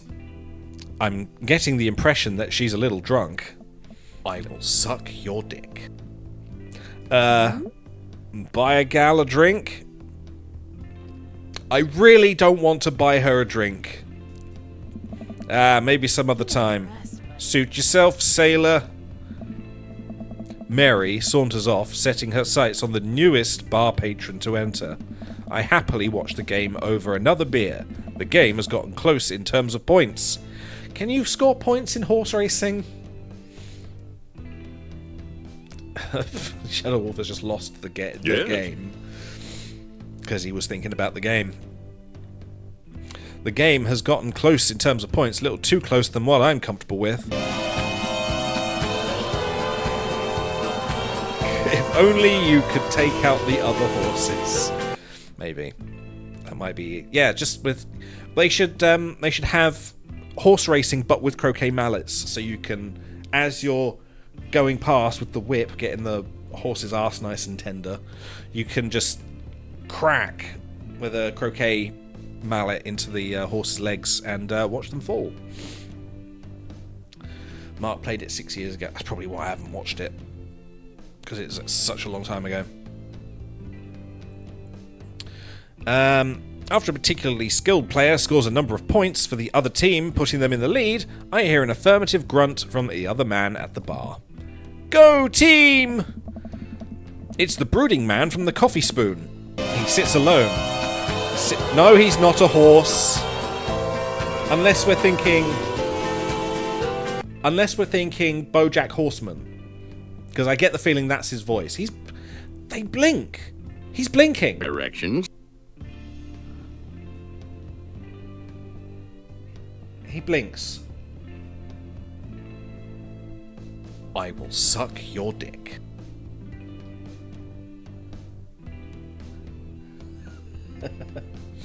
He's kind of attractive, if a little bit ragged. It's the brooding man from the coffee spoon. He sits alone, sipping whiskey and watching the game as well. Yeah. Right, can we do like low and sort of, you know, brooding, like they said, low and brooding, sort of No. dark horse, sort of, again with the horse. Enjoying the game. I am now, we're winning. I can't do it. I'm too camp. I am now, we're winning. Oh, we must be rooting for different teams. In my opinion, my team is far superior. I have to disagree with that. Based upon it. Shut up! Shut up with the horse! I can't do BoJack Horseman, okay? He's far too up here, but I have to disagree with that. No, that's me. I have to disagree with that. Based upon our win/loss record, I'd say that my team is superior. That's where you're wrong. Since fucking read the words! Since, as it stands right now, my team is beating yours. Shut up!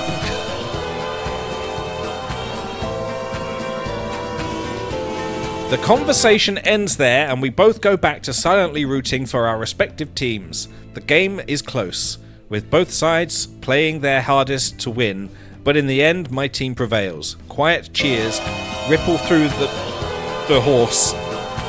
Ugh.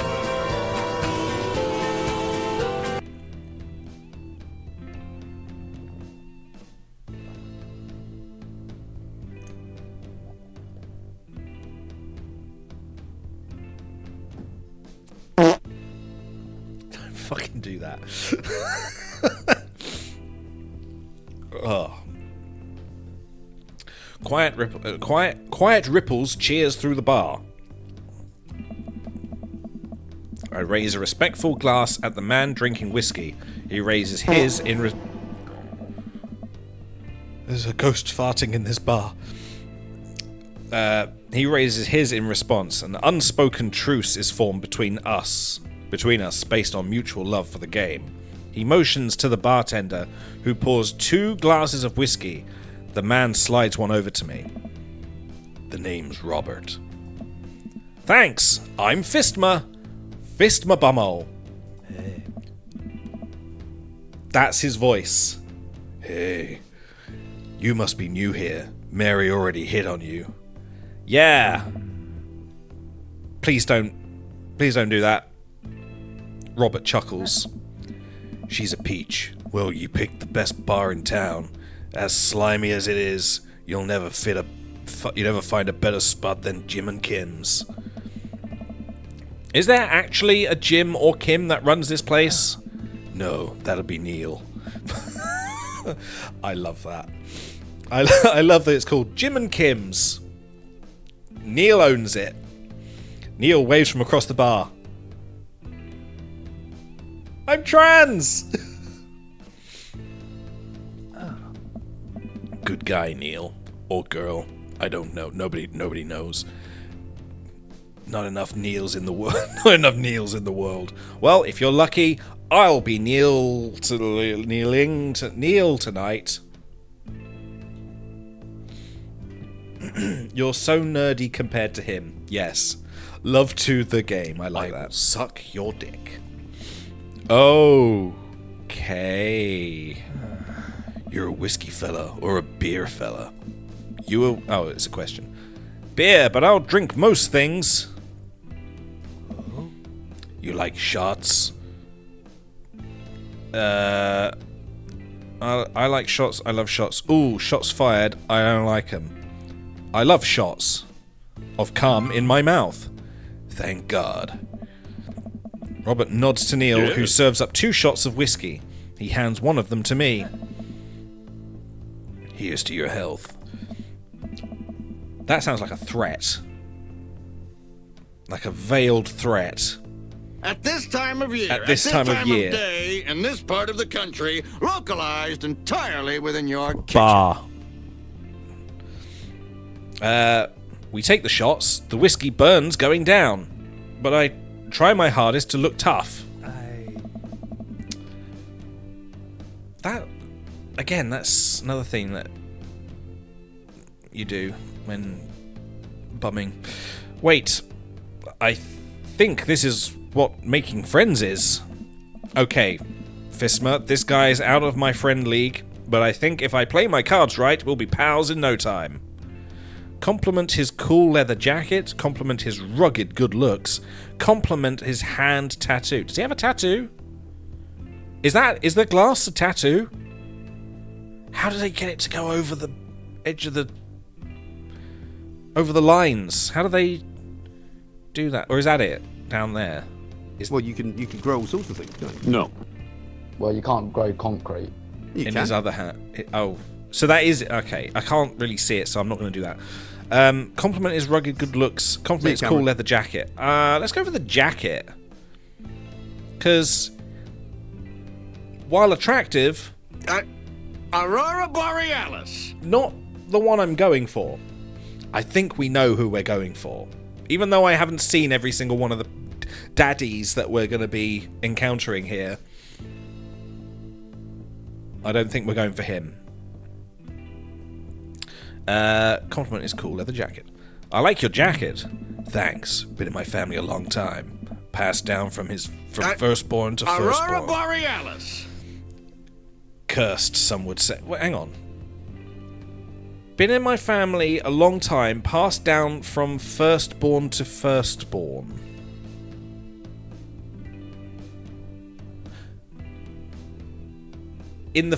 First... Right, okay, so Yes.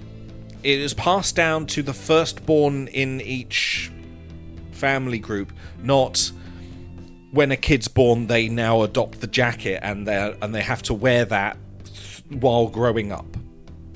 Okay. Weird. Do you have a daughter, by the way? Because where'd that glass go? Did you just drop it on the floor? Neil is going to be angry. Erections? Man, this guy's mysterious and cool. Way cooler than I am, at least. Robert signals to the bartender for another round. What are you doing here tonight? My daughter kicked me out the house, running from my problems, trying to make friends.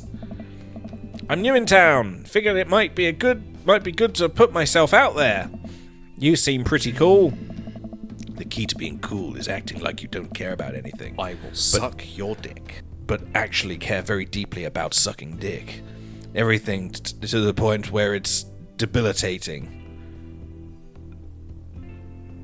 Okay.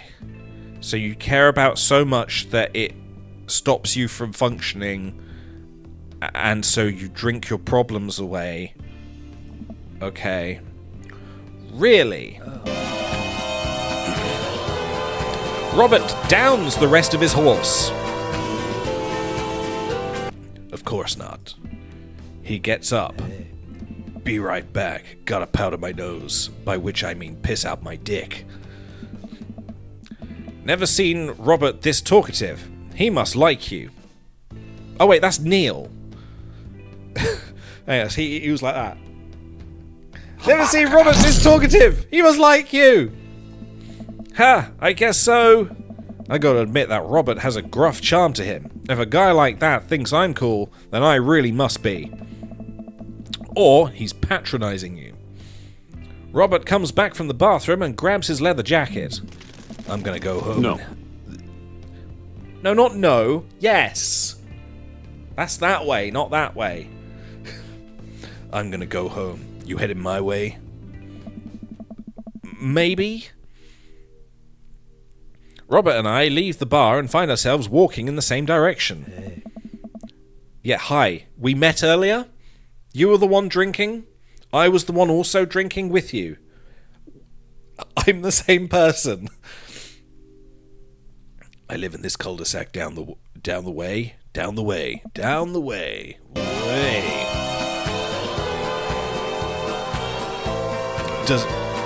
Does everybody live here? Live there? Me too. We just finished unpacking today. I did no unpacking. Oh. Great. Great place to be. Good neighbors. Well, some of them. Who's that? Hi, I'm Robert. I was the one drinking with you. You still same people? We get to Robert's house, which is just a few houses away from mine. We stop and he turns to me. I don't kiss and tell, Fisma. So, we doing this or what? Oh, it's my birthday!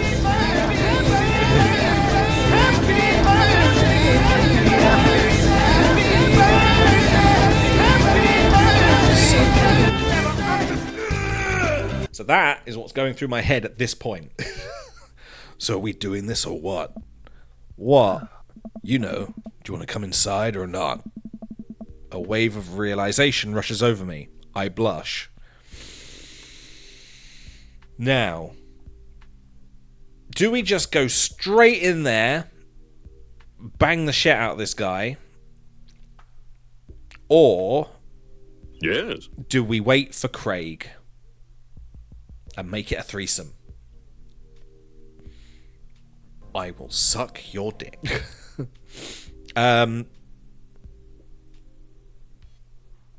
Should we try Craig? Okay, no, thank you. I'd better call it a night. Catch you around. Sure. I head home, head buzzing with whiskey. What did he mean by, are we going to do this or not? I plop down on the couch, and I'm asleep before I even get the chance to take my shoes off. I wake up to a text from an unknown number. Rise and shine, early bird. I still want to work out. This is Craig, by the way. Suck your dick. Holy crap, it's 6 a.m. Who does 6 a.m. anymore? Without realizing it, I drift back to sleep. Whoops, must have winked back out. I checked my phone again. Hey, bud, still want to get your swole on? Oh, I do. Let's get me swole. I'm ready to tear up the track. Hit me up. God, the last thing I want to do right now is work out. But it is Craig. I do want to catch up. Fuck. Go to the gym. Hey man, I need a few minutes to wake up, but let's meet in 20. After a few seconds, another text come in. Sure thing. Meet me at the gym. I stretch, and my bones creak. I gotta stop falling asleep on the couch. I throw off my blanket, and... Hey, wait, I don't remember falling asleep with a blanket. Intruders! Intruder alert! Red alert! Quick! Get security in here! Amanda must have tucked me in after I fell asleep, or... It was Robert. He broke in and tried to tie me up with a duvet. Bless that child. I reluctantly brush my teeth, throw on the only clothes I own that are even kind of gym-appropriate, and head out. The neighborhood is quiet and serene this early in the morning. Birds chirp and the grass is still wet with dew. Surprisingly, the gym is pretty crowded. I spot Craig standing out front, stretching, of course. He spots me and waves enthusiastically. Oh my god. You look much better without the baby. Hey bro, good morning. Hey, good to see you, man. I'm definitely not as pumped as he is. Maybe I should have had some coffee before I left. You ready to kick some butt?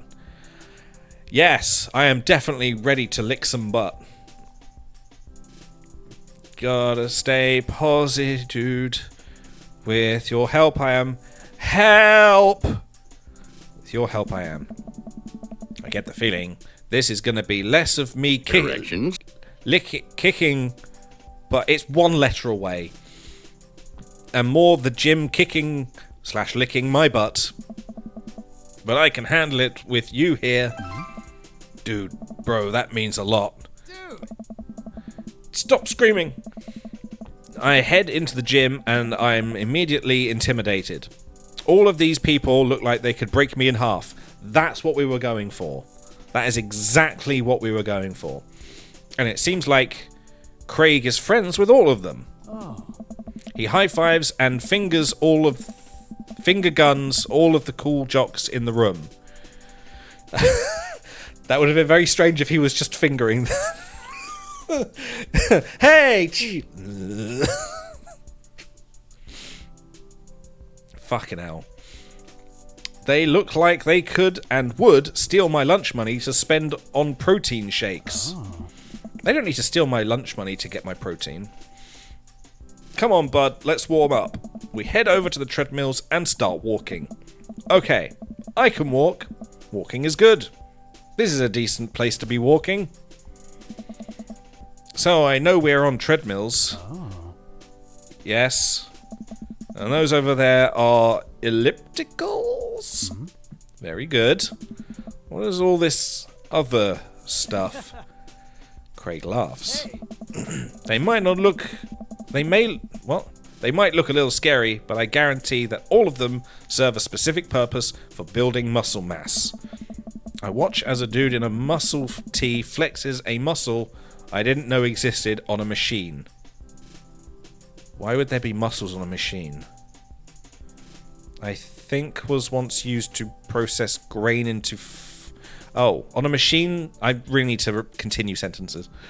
On a machine, I think was once used to process grain into flour. A windmill. He's flexing a muscle on a windmill. Okay. What is that? Why is that guy doing that to himself? That's a good question, bro. What do you think he's doing? Training to crush people's skulls with his thighs, using a medieval torture device, praying to some sort of pain god. I'm gonna go with pain god. It's like a religious self-flagellation meant to atone for one's sins. You're actually not far from the truth. Okay. Why does the background keep wiggling? This game has DLC. A grinder. Oh, yes. It was a grind. He's on Grinder. I see. Oh no. Craig is turning up the speed. I better do the same. How long have you been doing the buff thing? Couple of years. And what do you do when you're not dadding? Or working or buffing?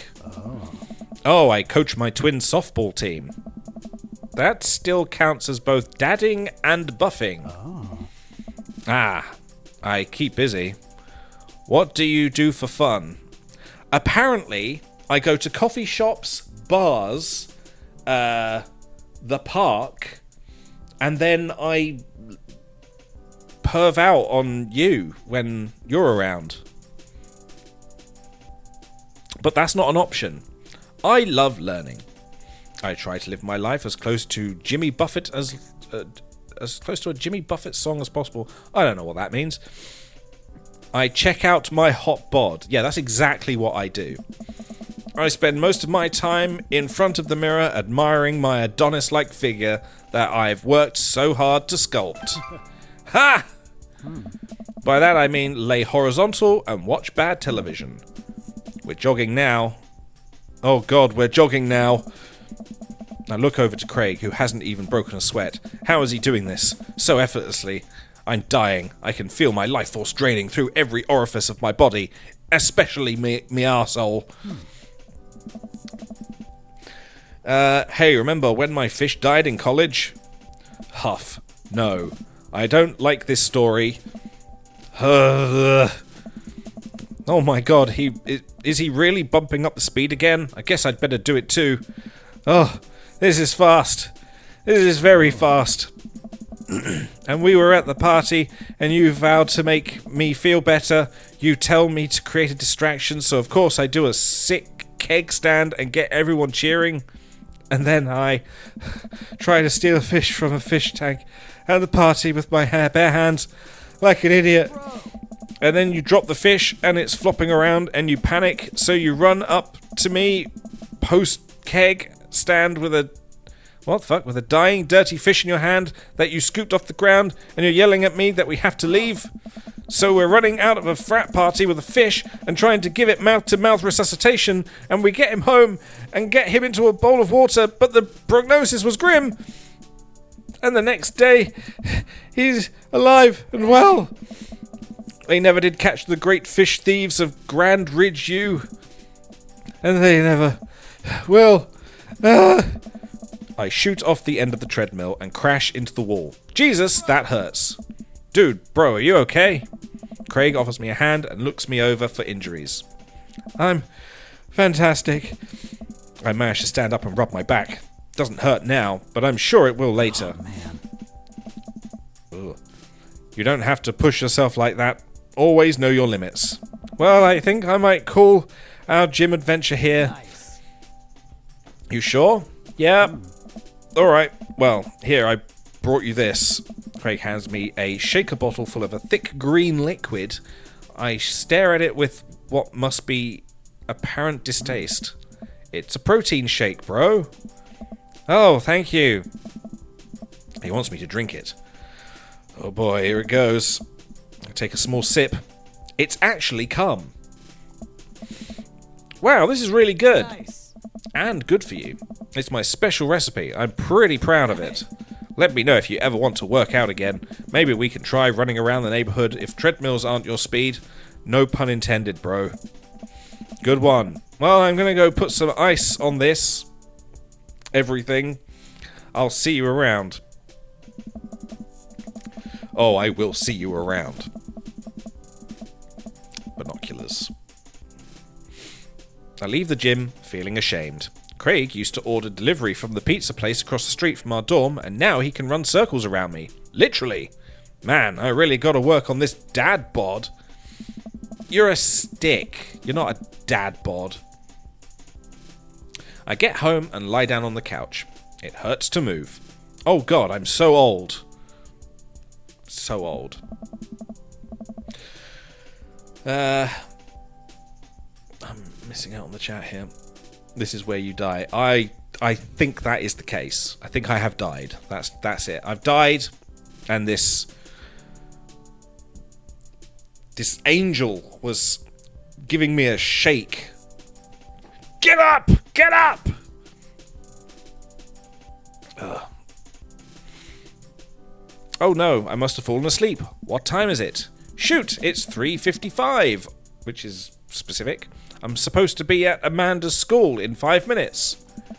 I frantically put on some clean clothes, apply a generous amount of deodorant, and run out the door. Trust no one.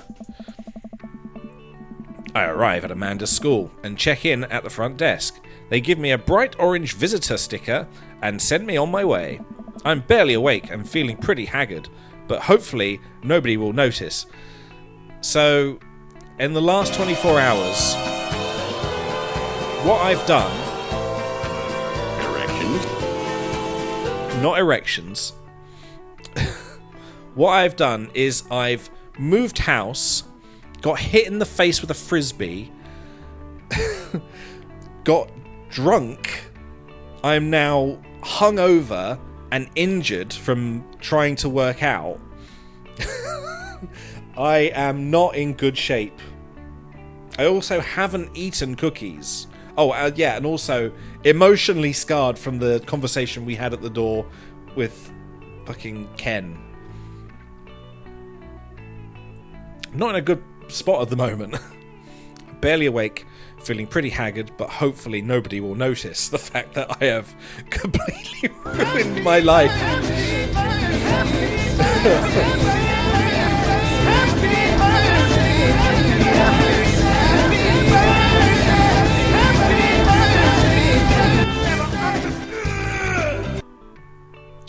Okay. I check my watch, and I am relieved to see that I am only 2 minutes late. Wait, was it room 103 or 108? I spot a youth standing at his locker and approach him for help. Excuse me, do you know where Mr. Vega's classroom is? The youth turns around. Oh my god. The youth turns around and looks me up and down with heavily lined eyes. Sigh, he says. He doesn't sigh, he just says sigh. Come on, kid, I'm late for a meeting. Mr. who? Mr. Vega. I don't know, have you tried the exit? Okay, wise guy. Are you gonna help me or not? Sigh, ... Fine. Up those stairs and to the end. Can't miss him. I head up the stairs and walk around, unable to find Mr. Vega's class anywhere. After a couple of minutes of searching, I head back downstairs. That punk youth sent me on a wild goose chase. I get back to where that low-rent Gerard Way. Who's Gerard Way? I might have to Google who Gerard Way is. Probably not necessary, but I need to know. Gerard Way. Erections? Doesn't look anything like him. Okay. Fully ready to give him a piece of my mind when suddenly a head pops out of the classroom next to his locker. Lucian, don't you have third period to get to? Hugo, Suck your dick. not gonna happen. Fine, Mr. Vega. Oh. Wow. Bastard. Now I'm officially 10 minutes late. I glare at him as he walks away. We're not cool. You must be Fistma. This period's almost over. Would you mind waiting in the back? Mr. Vega leads me in, and I take a seat in one of the comically small students' desks in the back. I might get stuck in this. Alright, where were we? Now, who can tell me about the unreliability of the narrator in J.D. Salinger's Catcher in whatever that is? Yes, Colin? Colin stands up and does the thing where he blows into the crook of his elbow to make a fart noise. The whole class erupts in laughter. Alright, everybody. Very funny, Colin. Please sit down. Have I gone to school? Why am I in school now? I thought we were having a meeting. Now, Holden Caulfield is an unreliable narrator in the sense that the bell for the end of the period rings. All of us students immediately get up and make a break for the door. Remember to do the reading and the answering the response question on page 194 in your textbook. Please. Please do it. Please, I'm Super Nintendo Chalmers is very angry with me. Nobody's listening. Or not, I guess. He holds... It's the bow tie. It holds no respect. Mr. Vega turns to me and sighs. Middle schoolers, right? Do you have a daughter? Don't you teach high schoolers? Both. You know. Budget cuts. Right. He's not a horse! There are no horse here. This is a horse-free zone. It's a school. No horses in schools. That's a rule. Thanks so much for coming in my ass. No problem, Mr. Vega. Please call me Hugo. Hugo Vega. Weird. I don't know. Do you not? You're a teacher. You're meant to know. I don't normally do these impromptu parent-teacher meetings, but as I'm sure you know, Amanda's a very bright student and I'm concerned about her recent behavior. What's going on? Amanda has never been the most engaged, not erections, engaged student, Suck your dick. but I know she cares. Recently, though, she's been falling behind. She's not completing assignments and has been doing rather poorly on tests. I'd normally chalk this up to senioritis, but this is strange. I thought Amanda always shared everything with me, and it hasn't even crossed my mind that something might be wrong.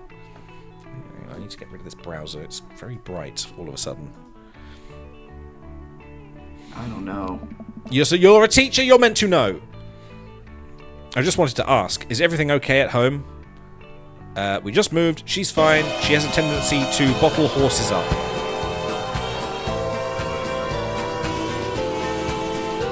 We just moved. Well, we just moved recently, but it was only to the other side of town, and Amanda was more excited about it than I was. See if you can talk to her about it. I know she values you a great deal and would appreciate your guidance if she keeps heading down this road. Stop. Do you hate your job? It sounds like you hate your job. You know how important art school is to her, and I would hate to see her miss out on scholarship money that she clearly deserves. I'll make sure to talk to Amanda. Thanks for letting me know, Hugo. Anytime. On my way out, I stop, thinking for a moment. I turn to Hugo. Hey, Hugo. Yes? They ever catch that rye? ... Yes. That's a terrible joke. I will suck your dick. Not gonna happen. He holds no respect. It's not gonna happen. He does not have the respect from me either. He doesn't know shit. He's a teacher who knows shit. I leave the classroom and make my way out of the school. I'm still a little bit in shock that Amanda was able to hide this so well from me.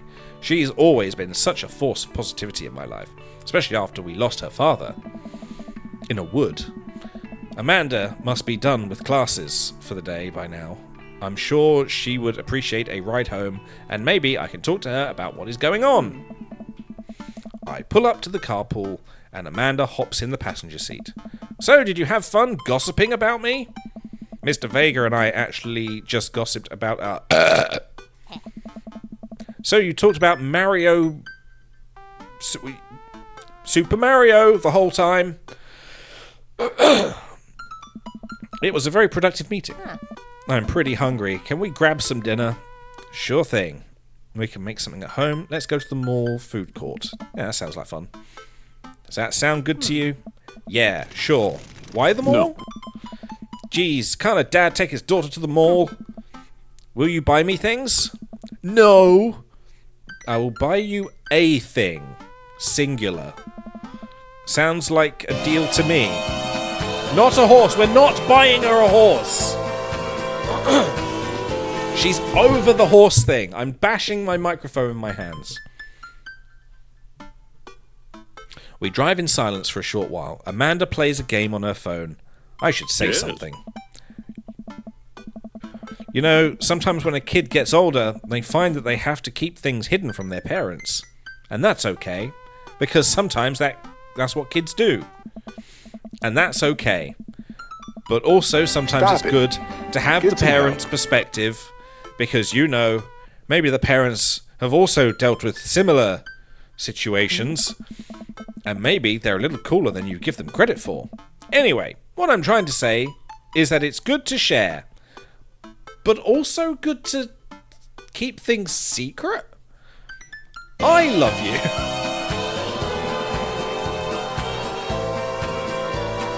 Have you been reading my tweets? We're not getting you a horse. You have a Twitter? What? Never mind. Look, sweetie, Mr. Vega and you haven't been participating. Mr. Vega said you haven't been participating in class and that you're not turning things in. Oh, I'm fine, Pops. Senioritis and all that. I thought you liked me. What the fuck is senioritis? Is that like just a made-up term for something?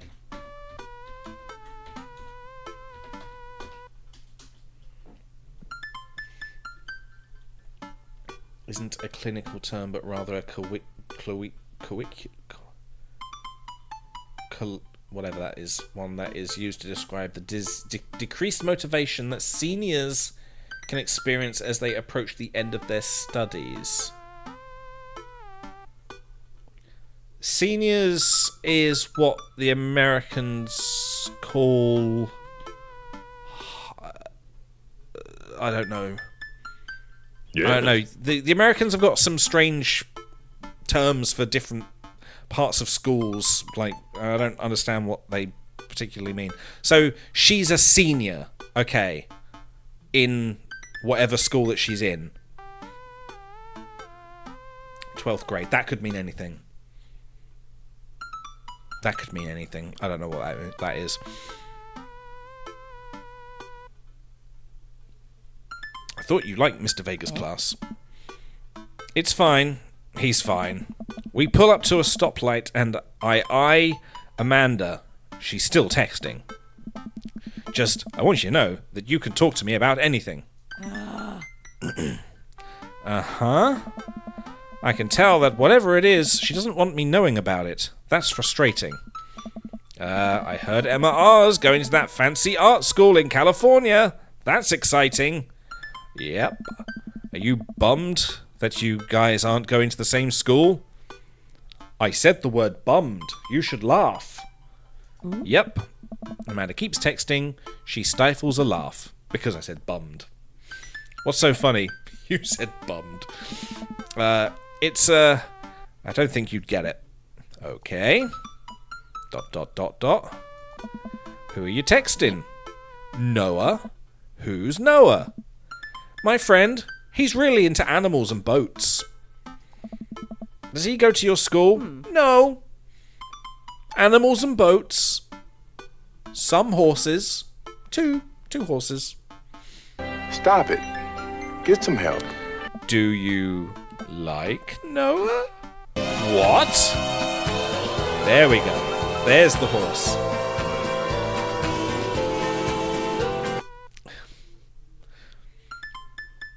Um, 13, does it not stop at 6?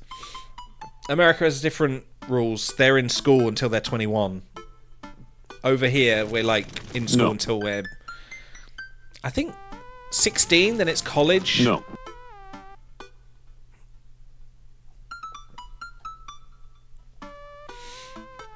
What?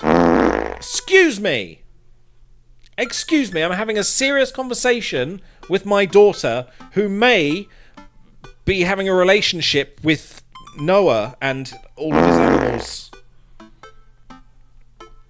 No. Directions. Dad. Ugh. I can't believe you would. Dad. I mean, jeez. Why would you... The horses. Gross. Sorry, just farting. Dad, he's just my friend who really likes animals and boats. Guys and girls can be friends. He's my friend. Okay. Jeez. This is going well.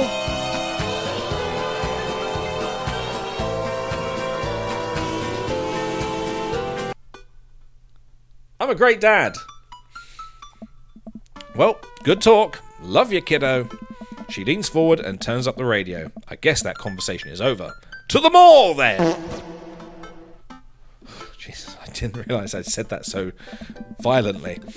We arrive at the mall. A big indoor shopping centre with a couple different floors. It's kind of dead, but that doesn't stop a mall security guard from yelling at a group of loitering teens. Let's eat something disgusting for dinner. That's a strange thing to say. Hell yeah! Language, missy. English, dad. Just fucking. It's kind of.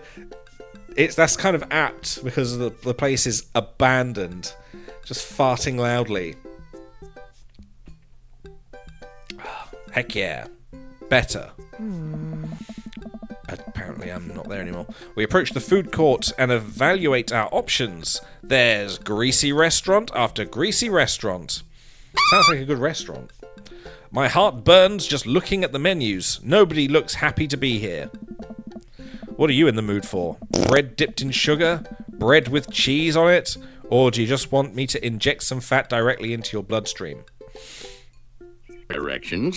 I would prefer if someone were to inject some meat directly into my butthole.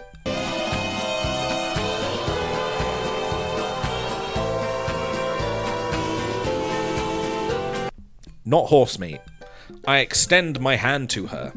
Would you do me the honor of sharing some nachos? She takes my hand with a grin.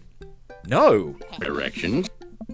It would make me the happiest, At this cheesiest time of girl year, alive. At this time of day, in this part of the country, localized entirely within your kitchen. Yes. We order a giant pile of chips, which is a completely different thing over here in England. Suck your dick. Whose? There's nobody on the screen. We order a giant pile of chips and unnaturally orange cheese from a very unenthusiastic and possibly Aurora stoned Borealis. teenager. We take a seat at a rickety table and dig in. This place sounds horrible. These are bad. These are very bad. But also strangely delicious. And I shit myself in my chair immediately. In fact, I think we both do. Amanda has a history of shitting herself in public. So it's quite likely it was her first, then me. I can arrange that for you, but you need to get me over there first. The nachos? I don't think so. Directions. We have to eat through the pain. We enjoy... and the shit, apparently. We enjoy the... Oh, I didn't get to read that because I clicked. So, Stop it. Suck your Get some help. something's been bothering me No. for a while. Can you explain memes to me? Come on, Dad. Sigh. Which meme? All memes. Amanda sighs deeply and places her head in her hands. Directions. Dad, it's complicated. See, memes are inside jokes shared by a bunch of people that get less funny the more people do it. So the problem is that by the time a meme gets to you, Dad, all us youths have already done the Directions. jokes to death.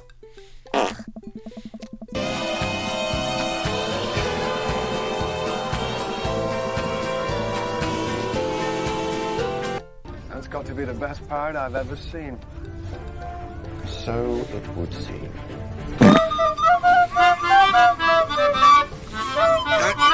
Aurora Borealis.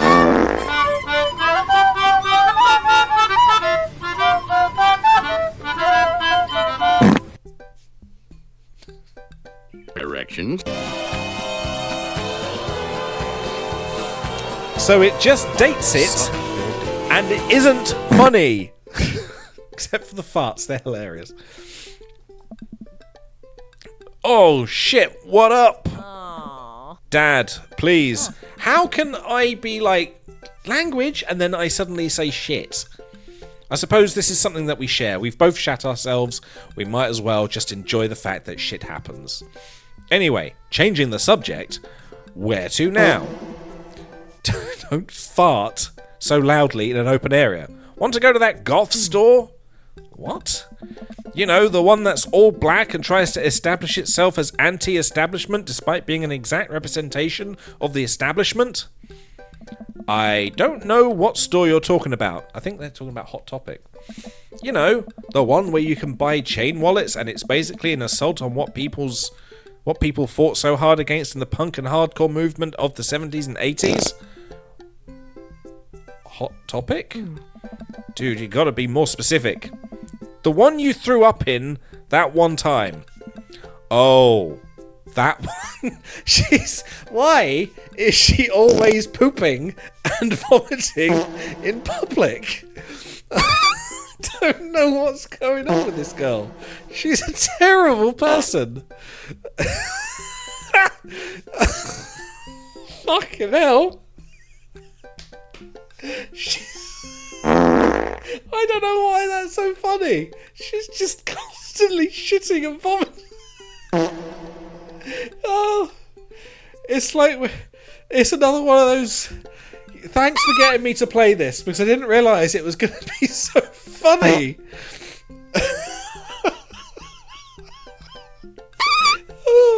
And just so that people remember, her name's Amanda Bumhole. Who shits and pukes everywhere. Oh my god. Oh my god. I can't believe it.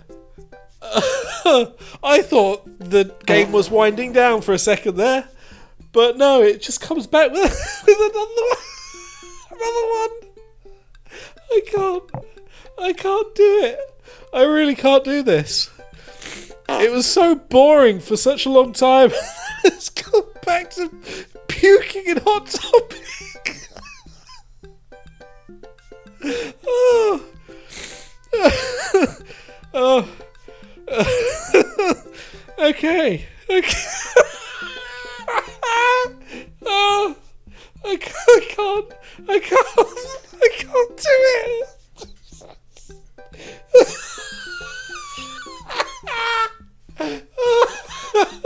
It's not funny. It's not funny. It can't be that funny. Amanda Bummer will puke wherever she chooses. Oh. Oh. Oh my god.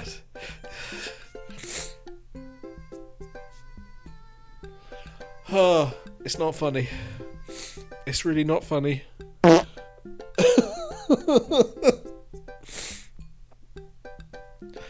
Oh. I thought I had it. I thought I had it for a second there.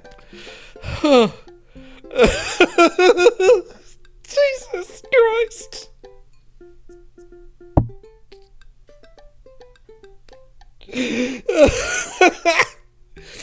I'm gonna die. I'm gonna die. I am gonna die.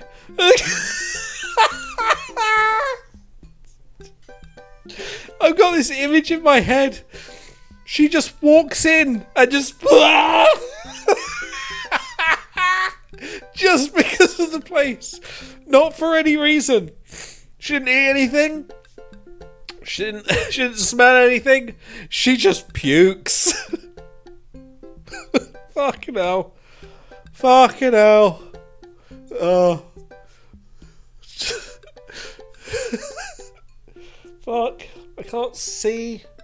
I can't breathe. Oh. It's been a long time since a game has done this to me. In fact, it's very unlikely that any game does this to me. I'm very... It takes a lot to really tickle me like that. And that... that's a good one. Oh, I might puke. Alright. It's Hot Topic. Don't puke. Don't be sick, please. Amanda runs into the store, with me trailing behind her. She makes a beeline for the back. Yeah. There it is. You can see the outline, kinda. You can still see the outline. I'm so proud. Speech! Amanda! Speech! Speech! Speech! Alright, I'll do it if you stop chanting. Amanda stops immediately. I clear my throat. Thank you all for joining us here today to commemorate an historic moment that would forever shape history on a day very much like today. Some 5 years ago, our very own Amanda... Her middle name's Anne. Amanda Ann Bumhole had too much blue raspberry slushy on an outing to the mall.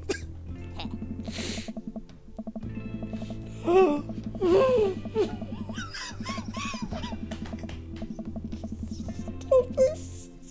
Stop this. Stop. I can't do it. I can't do it. I really can't. I can't play this game anymore.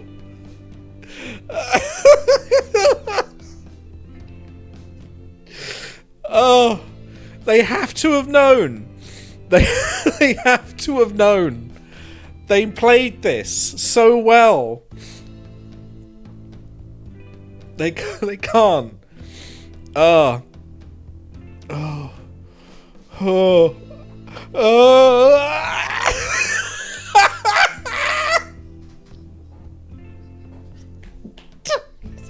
Fucking hell. I can't play this. I can't. Middle name is Anne. Anne Bumhole. You fart in my ears. Stop farting. Oh. Oh. Oh. Oh. Oh, I gotta think of something different. I can't do this. Oh. Oh.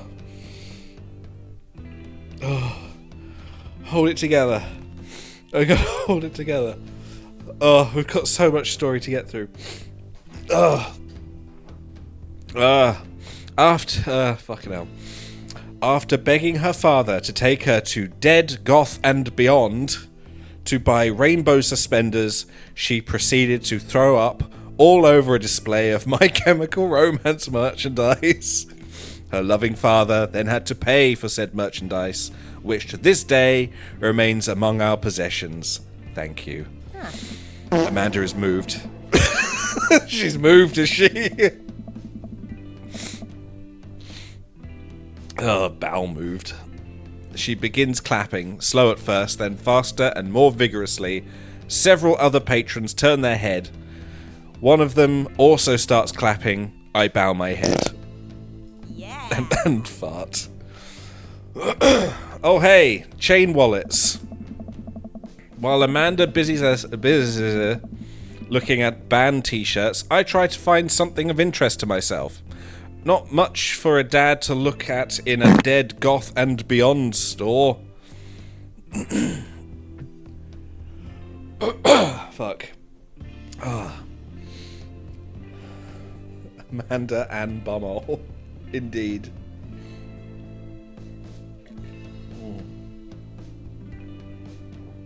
Oh. Ugh. I did not stir that very well. It's all collected at the bottom.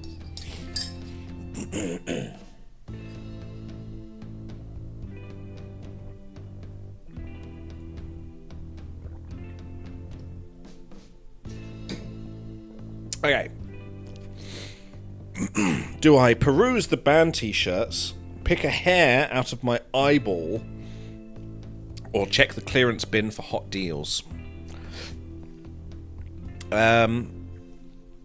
I think we look at the clearance bin because we're cheap. There's a big cardboard box of marked down items. I'm pretty sure $4 for purple eyeliner is a good deal. I wonder if I would look good in purple eyeliner. That's something I wonder all the time. ... Hell yes, I would. That's something I say all the time. Yes. Question mark, question mark, question mark. Look, this is very important to me. It's a Dracula.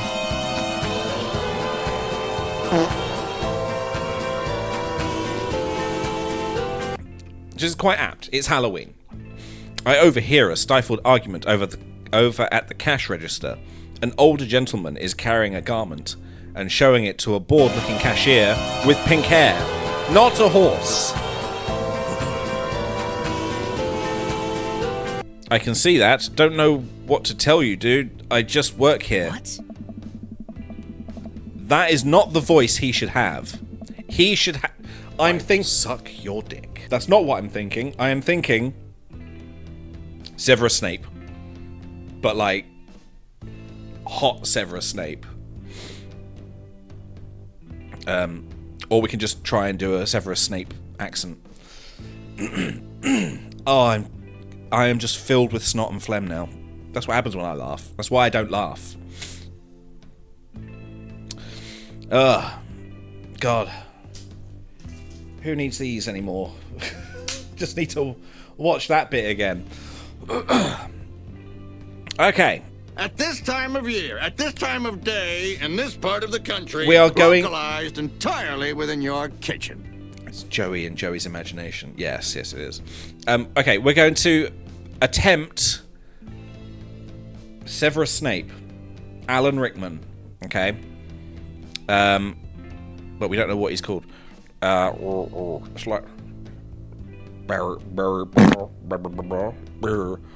Listen, when I bought this online, the website said the blouse was Victorian inspired.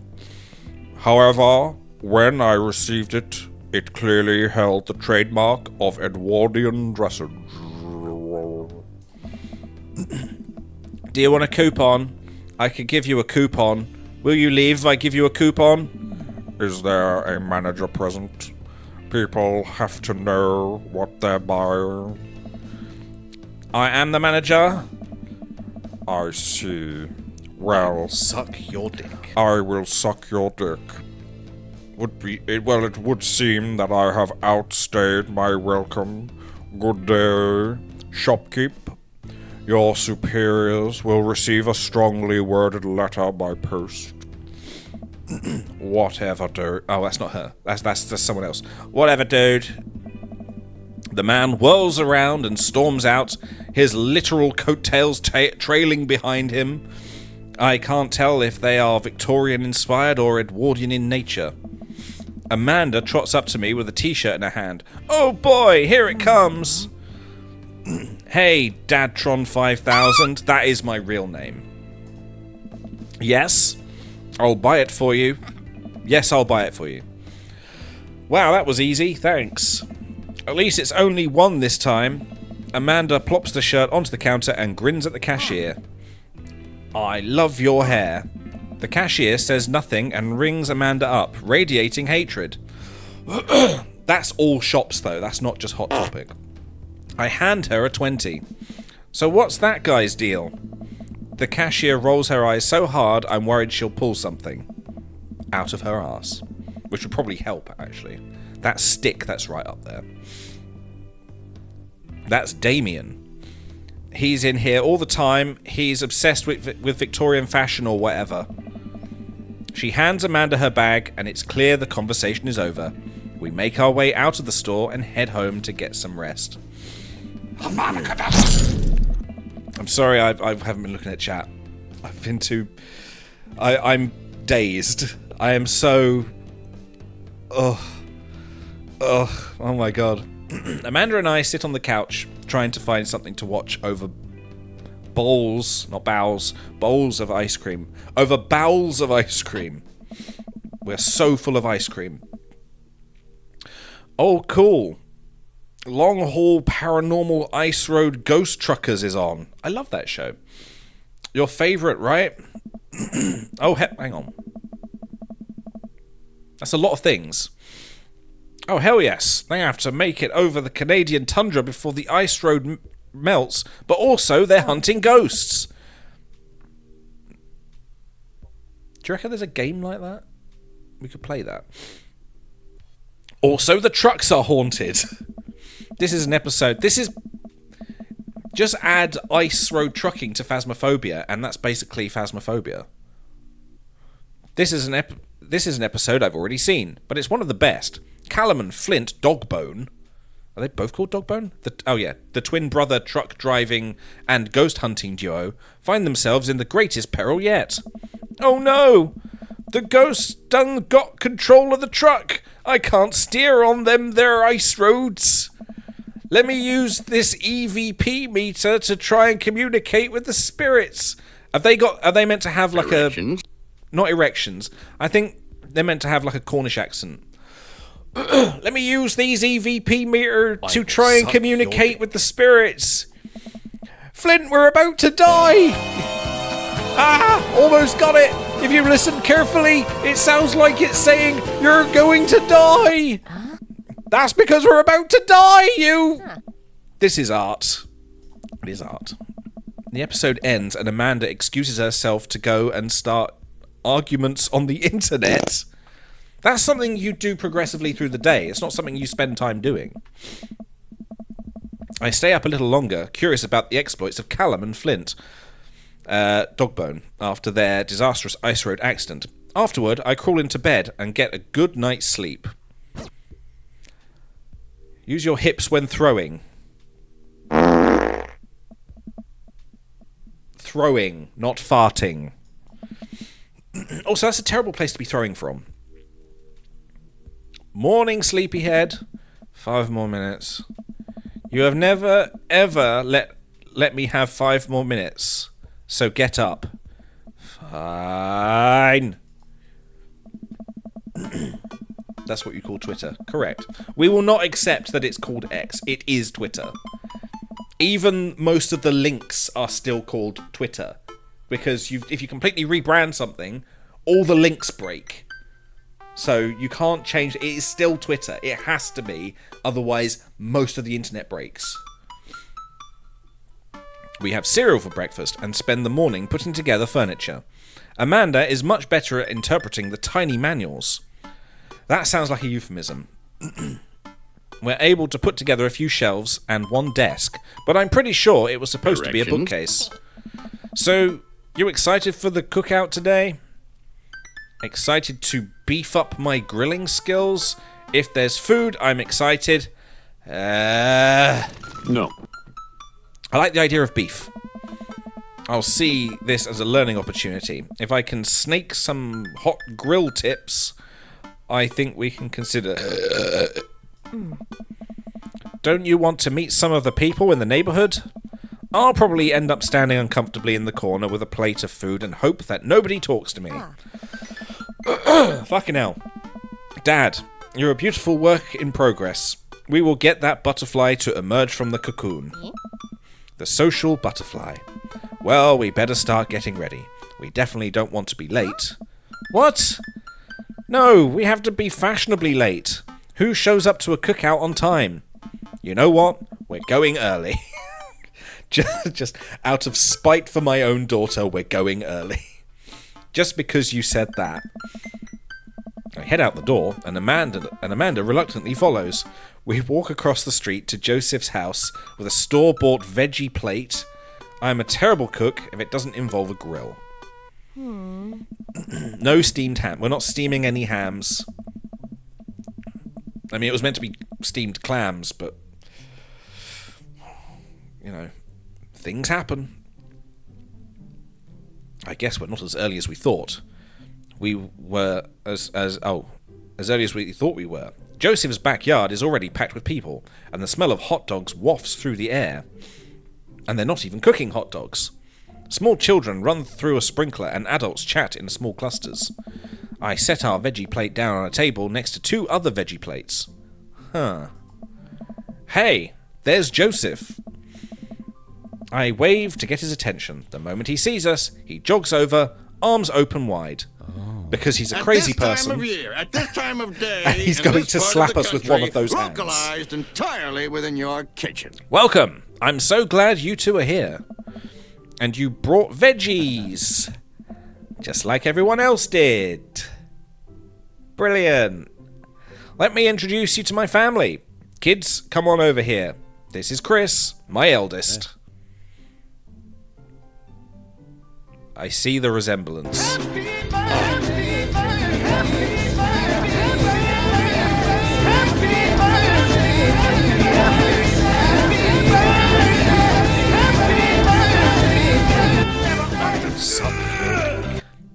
No, we are not. It's a kid. We are not doing that. Chris says hi, by the way. Joseph, this is Christian and... Oh, very, very, very good. Yeah. Chris, Christian, and Christy, they're twins. Huh?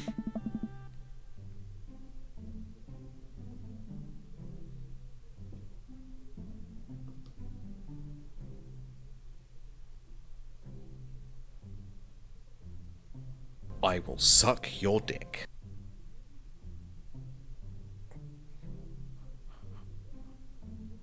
Wait. They blink at the exact same time. They fart at the exact same time as well. This is horrific. This place is cursed. They stare creepily and say nothing. Yes. Yeah. Then, of course, there's our youngest, Krish. Wait, where is Krish? Maybe Mary put him in his crib. Oh my god! Oh no, it's the woman from the bar the other night. What is she doing here? Oh, and how could I forget my lovely wife, Mary? Joseph pecks her on the cheek. She Erections? smiles. Ah, Mary, sweetheart, did you put Krish to bed? I'll have to go look for him. What? You'll have to... Joseph takes a moment to regain his composure. Mary, this is our new neighbor, Fistma, and his daughter, Amanda. I'd shake your hand, but I have a glass of wine that I need to tend to. I love her, says Amanda. We're in a situation. Red alert. Nice to meet you, Mary, for the first time and not any other time before. Charmed. Well, I have to go over there now. Waves vaguely in a direction. Mary slides to the right. Mary leaves. Oh god, this is so awkward. I wonder if Joseph knows. I wonder if Mary knows that Joseph knows. I wonder if Joseph knows that Mary knows that I know. And I don't know shit. It takes all of my energy not to run away from the barbecue and start fresh in a new city. My wife has a wonderful sense of humor. But please, you two enjoy the barbecue. All the guys are really excited to meet you. All of them. I see. And he slides to the right. Right. He's going to go and do some domestic violence, and we're going to go and talk to all the people. Amanda and I mill around and try some of the food spread out on the table. I pick at some deviled eggs. Is that why the twins are... No, I don't... No, deviled eggs are not literal. Unless... No. I was going to say, it depends on what's in the egg. Demons. Might be demons. Amanda grabs a small paper plate and immediately begins piling it with baked goods. Ugh, I don't want to have to make friends. Come on, Dad, who are you going to party with when I go off to school? But I don't want to have to do pleasantries. Huh. Dad. They're going to talk about weather. Aww. Go. Do it. Make a friend. But how could I possibly abandon my only child at a social function? That's bad parenting. This plate of cookies is my new dad. Bye. Off she goes. Amanda shoves me into the... Well, here goes nothing. I look around the party and I'm surprised to see some familiar faces. Oh, I think I've seen this porn. Isn't that the barista from the Coffee Spoon? Didn't I meet that guy at the bar? Didn't that guy throw a frisbee at my head? Isn't that the guy who was throwing a fit in Dead Goth and Beyond? Isn't that Amanda's teacher? I know Craig. But wait a second. All these live in our cul-de-sac? That can't be right. I'd better investigate. Talk to Robert and Brian. Talk to Matt, Hugo, and Craig. Talk to Joseph and Damien. Burger time!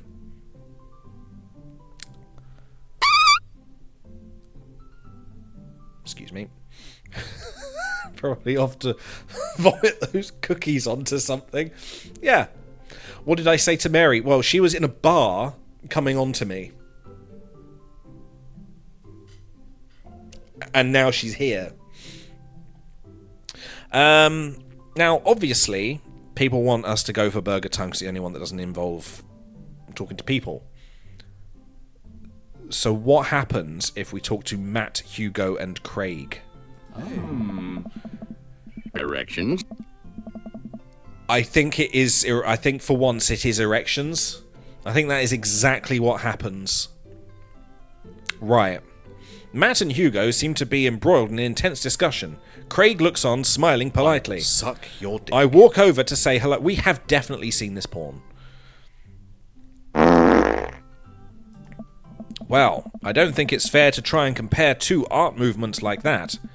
Periods in art only exist because they're a unique byproduct of the social and political climate of a time and place, and to try and take something like, say, the Rococo period and compare it to postmodernism in America, Yes. you're completely disregarding the context in which a work of art is created, you fucking bitch. Yes. Matt and Hugo seem to be so busy talking that they don't notice me. Craig leans in.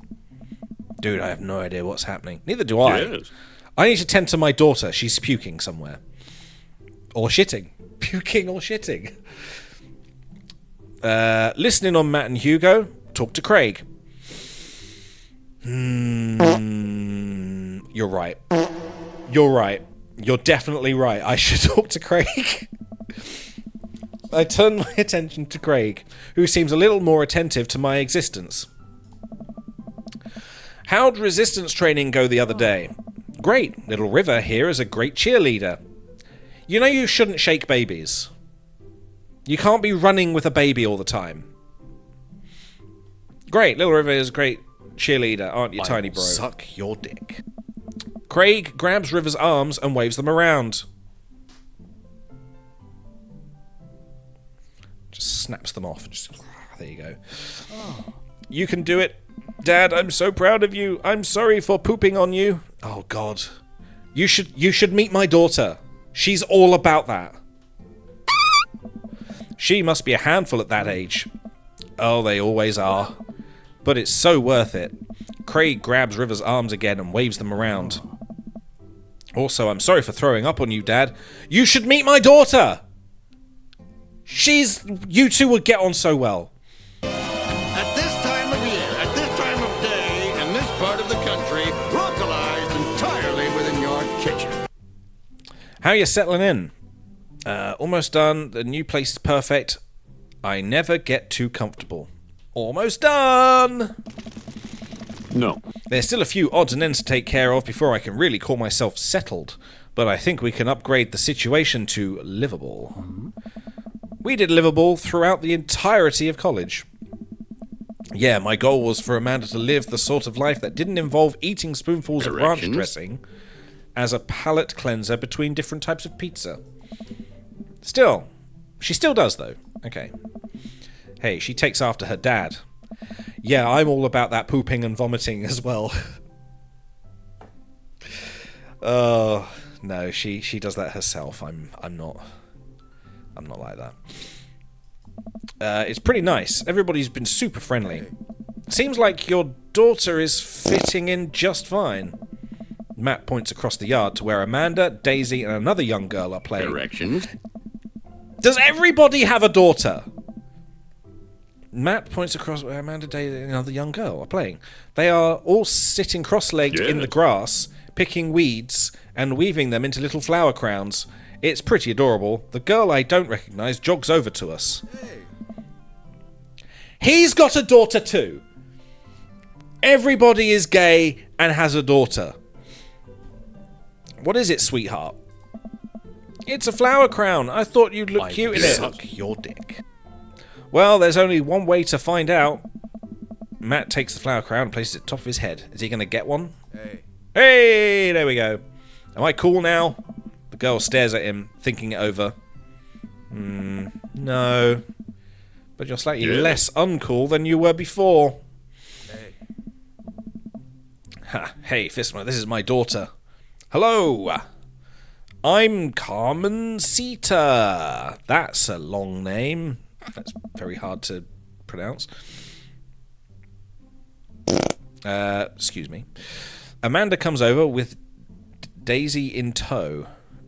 Right. Sorry, the flowers distracted me. I was like, is she got daisies in her hand? No, she's called Daisy. Okay. Dad, look, I'm making friends. Are you making friends? You better be making friends. I will fucking puke in your face. Yeah, actually, Amanda, you remember the cool barista from the coffee shop and my old college friend and, your teacher? Hey. Oh, hi, Mr. Vega. I didn't realize we were neighbors. Yes. Yes. You still gonna? Well, it wasn't. That was more of a yes. You still gonna get me that overdue term paper? Don't do teaching now. Don't do teaching now. They're off. They're not meant. Don't add stress. That's a bad thing. You don't do that. Haha. Great seeing you. Amanda finger guns her way.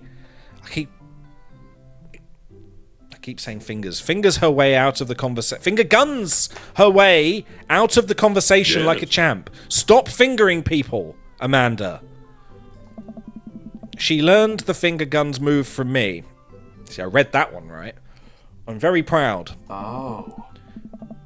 I will suck your dick. She's definitely a charmer. Speaking of which, where did my son go? Sweet Manchego. That's got to be the best part I've ever seen. So it would seem. Good Lord, what is happening in there? Don't point at his dick. I am interested, but don't point at his dick. That's far too obvious. Good Lord, what is happening in there? Daisy's in her toes. Directions. Yes, Daisy's in her toes. Hugo looks around the party. He must finally spot him because his eyes go wide. Whoa. Whoa! Ernest Hemingway Vega, you fucking bitch. Are you smoking? Ernest is holding a lit cigarette. Nope. That's very bad lying. I see Ernest across the way. He casually takes a long drag on his cigarette and then flicks it into a gutter. Unbelievable. Excuse me. I have to go and slap my son? Good Lord, what is happening in there? They're all daughters. So this is weird. Hugo marches over to Ernest, and I turn my attention to Matt and Craig. That's good, because I have no respect for that teacher. Kids, right? Oh. Man, I do not envy Hugo. The last barbecue we had, Ernest tried to shove a sparkler down Joseph's pants. Directions. Sort of. Last barbecue we had, Ernest tried to shove a sparkler down Joseph's pants. Nearly burned down half the yard. Good Lord, what is happening in there? Of his pants? Oh, garden. Yard. Right. And the I don't... The thing is, I don't see... I don't see a sparkler burning down a garden. So that's why that felt weird. And the barbecue we had before that, he actually burned down half the yard. And then it spread into my lawn and burned down half of my yard too. You guys keep mentioning half a yard. Are you trying to tell me something? I should look out for my yard. Aurora Borealis. Hugo walks back over to us, practically dragging Ernest behind him. Hey everybody, sorry about that. Fisma, this is my son, Ernest. You don't have a son, you have a daughter. Hello! Ernest I looks will away, suck sulking. your dick. His hands shoved deep in his pockets. ... Hugo nudges him impatiently. ... Hey. What a deep voice for a little girl. Nice to meet you, Ernest. What grade are you in? Does it matter? Oh. Ernest. Come on. Okay, I'm in 8th grade. God, are you happy now? I'm sure you were just dying to know. Yeah. Good for you. Can I go now? I'm tired of talking to old dudes who blame my generation for failure.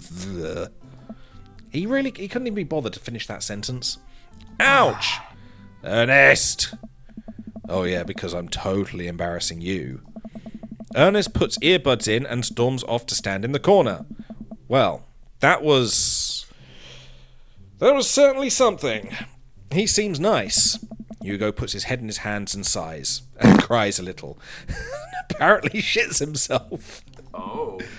I'm so sorry he's having a really rough time.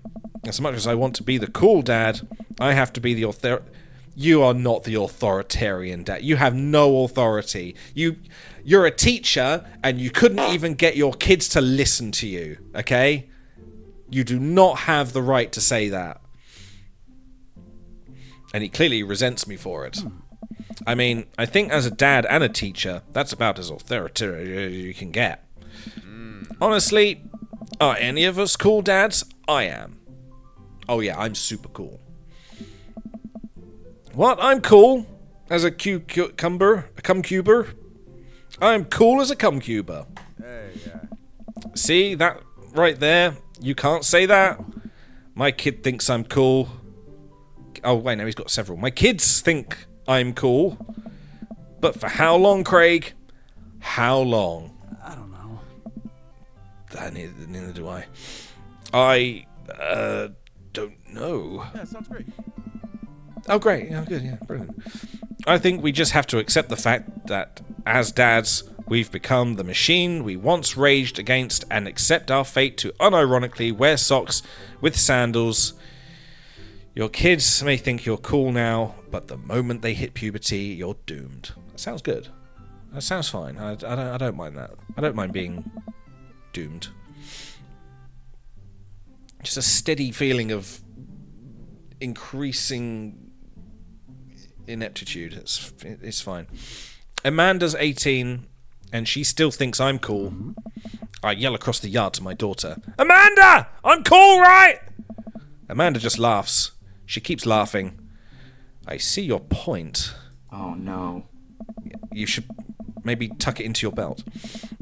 As much as we all want it, I don't think it's as important to be a cool dad as it is to be a good dad. We can't all be best friends with our kids. It just doesn't work. I mean, look at me and Ernest. Our job as parents is to make sure our kids turn out okay. Yeah, you're right, but it'd be nice to have it both ways. Hello, who's your favorite daddy? I think that's obvious.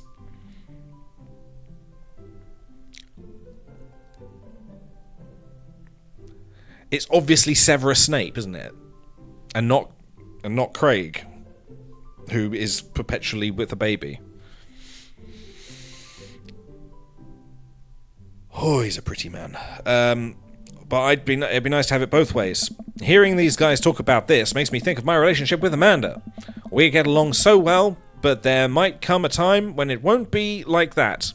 Is college when that happens? First time chatter as well. Ula be so fresh. Hello. Sorry, I just came in with that be Damien. I think that's his name. We're calling him Snape, but yeah, it's definitely Craig. Look at him. Look at him. Look at the man. And this guy as well. I mean, he's pretty good. The teacher, not going for. He has no authority. He's a weakling. He needs to get a backbone. He has no backbone. He needs to get one. He needs to stop burning people's gardens as well. DJ, can I do the thing? No. You're not allowed. Everyone here is cool, not you, character? Oh, character. Yeah. Except me. Yeah, I am terrible. Hugo is doing he's doing his best, but he's not doing well enough. He needs to... As a teacher, he's lacking. Anyway, hearing these guys talk about this makes me think of my relationship with Amanda. We get along so well, but there might come a time when it won't be like that. It's college when that happens. Okay. No. Hey! Don't let us eat up your time, Fistma. Go meet some of the other people around the neighborhood. Do I talk to Robert and Brian? Okay, we didn't do a voice for Brian, but we did do a sort of a voice for Robert. I glanced across the yard and noticed Robert and Brian chatting over drinks. Man, I don't think I want to deal with being one-upped by Brian or whatever happened with Robert last night. I think he was hoping for a bumming, but I didn't do it. Oh no, they caught me staring. Oh no, Brian's waving me over. Shoot! I flash a smile and walk over to them. Hey, guys. Fistma! How the heck are ya? Settling into the neighborhood all right? Oh, you betcha. Got the living room in order at least. That's great to hear. I've been doing some living room work as well. Finally got the 50-inch in there. That's big. The game looks great in high def. Oh boy. He said 50-inch. He needs a Santa Claus, Father Christmas booming voice. Ho ho ho! Okay. Fistma, you got... I can't do that. Fistma, have you met Robert yet? Yeah, we've met. We nearly bummed. Robert regards me over his whiskey. Good seeing you again.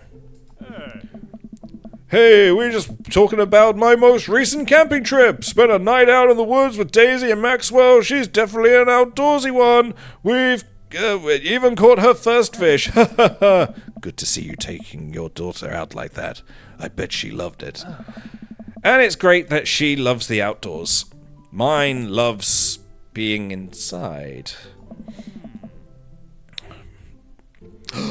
I just realised he's called Brian. We could do Brian Blessed. That's even more Santa Clausy. Brian raises his eyebrows at me. Being inside, making art. She won a local competition for that art. Yep. Did I put it on too strongly? Oh, speaking of. Whoops. Do you like chaos? Chaos-ish, lad. I don't know what you just said. Okay. I'm gonna warn you now, Ula. Jaden has this little habit of getting overexcited when new people show up in the chat, and so likes to show off all the chaos that you can cause on my screen all at once. For instance, 3, 2, 1. Nothing. Because he's probably on a 5-second delay. 10 minutes. Oh, are we in silent mode? Did we do silent mode?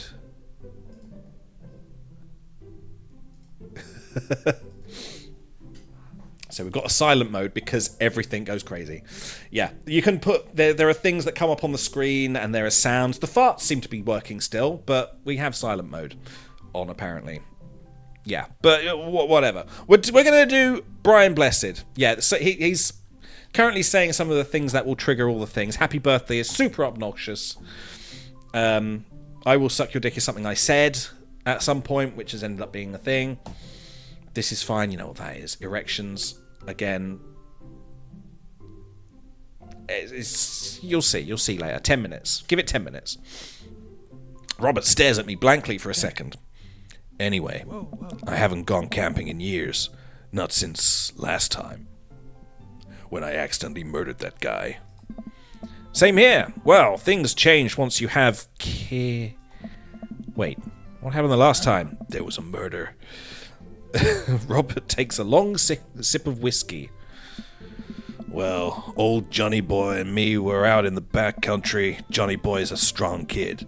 Met him in my army days. Comes from Kansas. They build him tougher out there. Anyway, things go south pretty quickly. Johnny Boy breaks his ankle when the rope bridge snaps.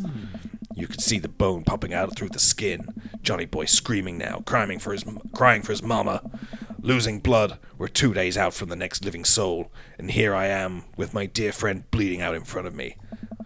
I'm able to dress the wound, but now I gotta fireman carry a 6-foot, 180-pound man over some of the toughest terrain I've ever been in. It was easy, because I'm fucking ripped. I won't lie to you. There were moments during those days when I thought about leaving old Johnny Boy, but you build a bond with your brothers in arms, and that bond never breaks. I got that boy back to civilization, but I lost some of me out there. I never recovered. I guess that's camping for... That's camping! That's camping! He went camping and nearly lost a friend. Oh my god. Brian and I stare in disbelief. And fart at him, apparently. Stare in disbelief. Robert takes another long sip of whiskey. I'm just kidding. My friend John and I went inner tubing down a river, and he lost a flip-flop. Oh, missed that kid. Okay, so he didn't nearly end up losing a friend. Brian and I laugh nervously. Or am I kidding? Brian and I tense up again. Hey, I'm kidding. Phew. Amanda and Daisy barrel up to us laughing. Daisy is holding a paper plate in front of her like a steering wheel. We gotta get off this haunted truck. Oh no, the ghost locked the doors. Quick, hit the emergency escape button. But trucks don't have emergency escape buttons. Then hit the brake, I guess, and then we'll get out the truck. The imaginary truck. Because we're imagining things. Yes, correct. Robert should be on a watch list. I think he is on he's on my watch list. I'm watching him. Sorry, I was distracted by his eyes. Anyway, we're safe from the ghosts, but how will we ever survive this Arctic tundra? Daisy, you might have to eat me. Are you prepared to do that? I'm prepared to do anything to survive. That's cold-blooded. I like that. Although I'm not sure I have the materials required to properly cook you. You know, that reminds me of the last time I went skiing. Oh my god, who died this time? Robert! Robert! Hang on, how do you do Brian Blessed? Robert! Gordon's alive! Robert! Wait a second. Are you guys playing Long Haul Ice Road Paranormal Ghost Truckers? Yeah. Amanda and I love that show. It's the best! Especially that episode where Callum hides Flint's keys! And Flint retaliates by breaking an ancient cursed urn and sending the spirit after him, yeah? It's such a quality reality television. I don't watch a whole lot of television. Because I'm blind. And my sister died on TV. I don't fucking know. But I do enjoy that show. That and war documentaries. What is wrong with you? Alright, Daisy, I found us a couple of bugs. They're gonna make a great meal, lots of protein. Gonna keep us from starving out here in this harsh, icy wasteland where all the bugs live.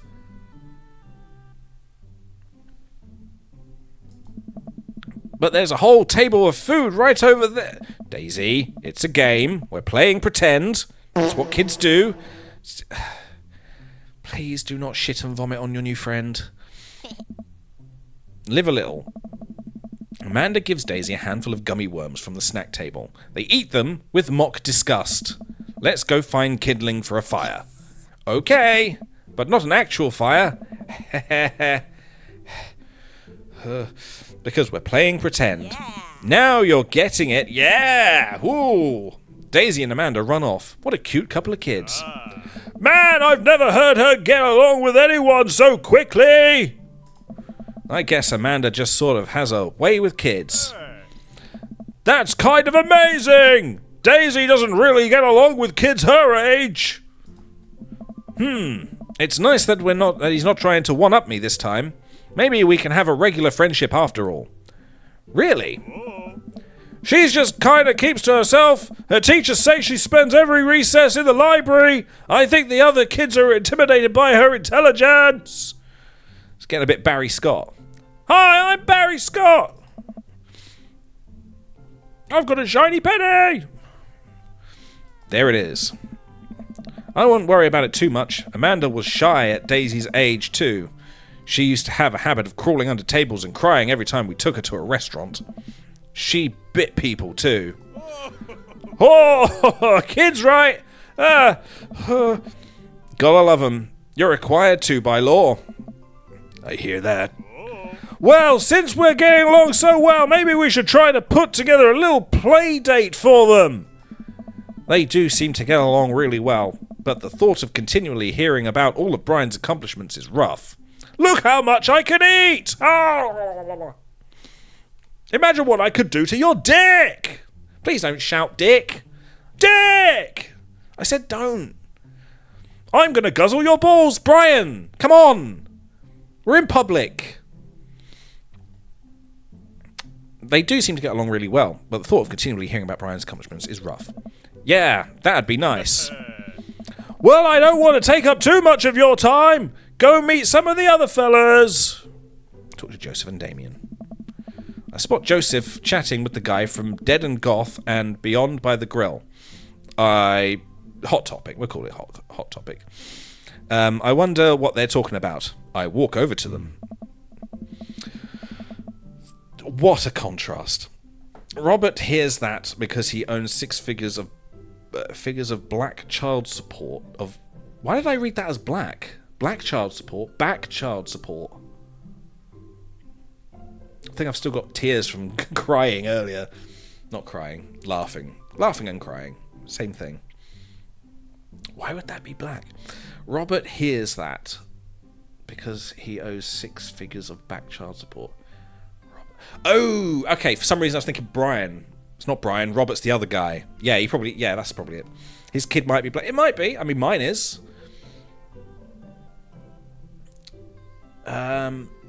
Someone should clarify to Robert that he is not required by law to love children. I mean, yeah. Yeah, that's sort of creepy. Anyway, so we have Severus Snape and Ken. Which one's Joseph again? Joseph's Ken, isn't it? There we go. It started. 10 minutes is over. Bring on the chaos. I will suck your dick. I won't. I might.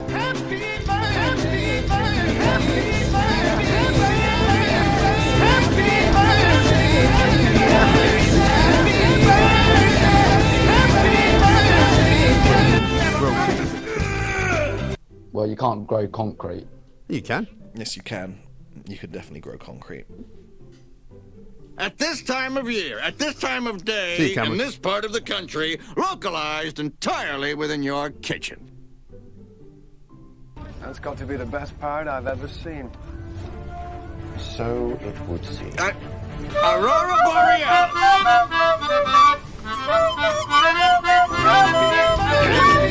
No, it's not. It's not my birthday.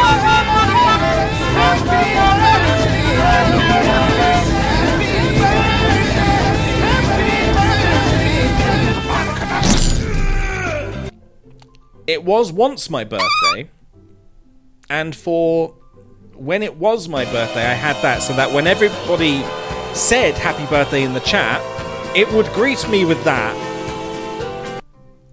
But because every day is someone's birthday, we keep it on all year round. And it is so obnoxious. So obnoxious.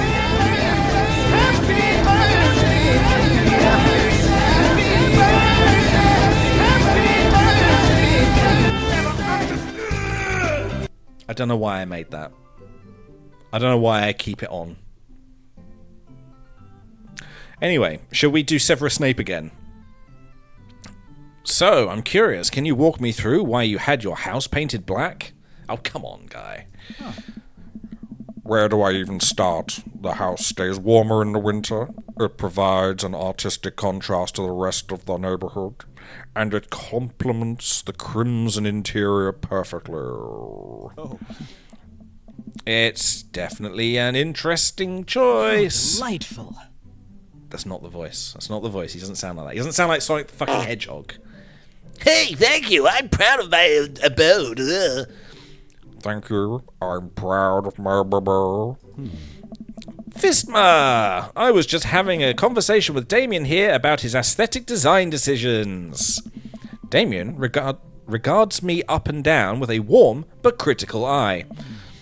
How do you do? I don't believe I've had the pleasure.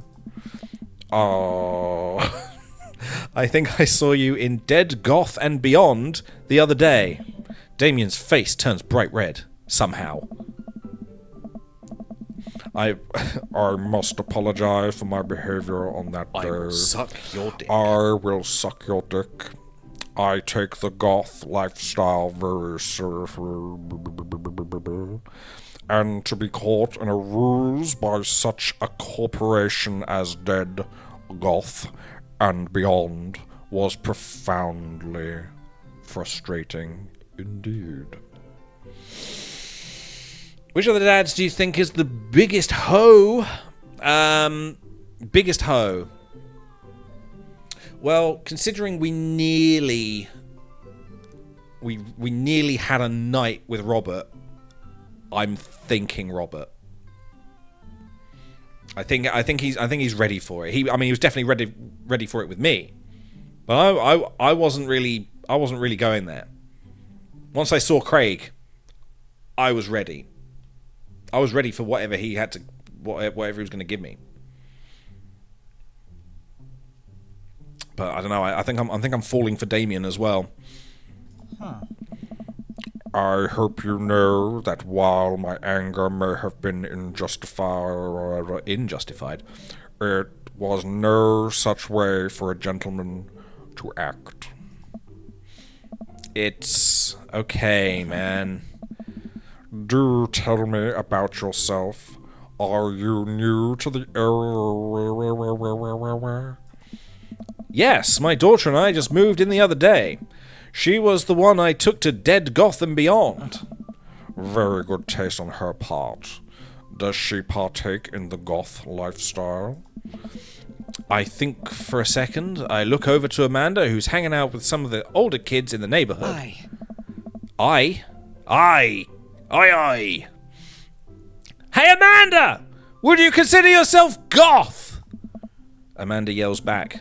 I wouldn't necessarily try to fall under any one specific label, but I guess if I had to choose, I would more describe myself as twee hipster with some more What the fuck's normcore? Normcore leanings! Bats are cool, though! Ah, pity. Craig comes with a lovely rom-com backstory. Honestly, every time he's on the screen, I'm far too distracted. Huh? Are you enjoying the party so far? Oh, definitely. Thanks so much for putting this on. It's nice to be in a cul-de-sac, emphasis on the sack, where everyone is so friendly and welcoming. Amanda walks up to the conversation. I also like The Lost Boys a lot. Really good movie. Does that count as goth? That it would, my dear. I don't believe we've had the pleasure of meeting. Damien Blood March? Blood March at your service. Severus Snape at your service. Damien finishes the sentence with a flourish and a bow, producing a single rose and offering it to Amanda. Where was he keeping that rose? Should I ask? Do I want to know? Of course I want to know. Normcore is where you dress like a middle school social studies teacher from 1997. I'm going to Google that. If I could get my mouse off the game. There we go. Okay, let's have a look at Normcore. Normcore.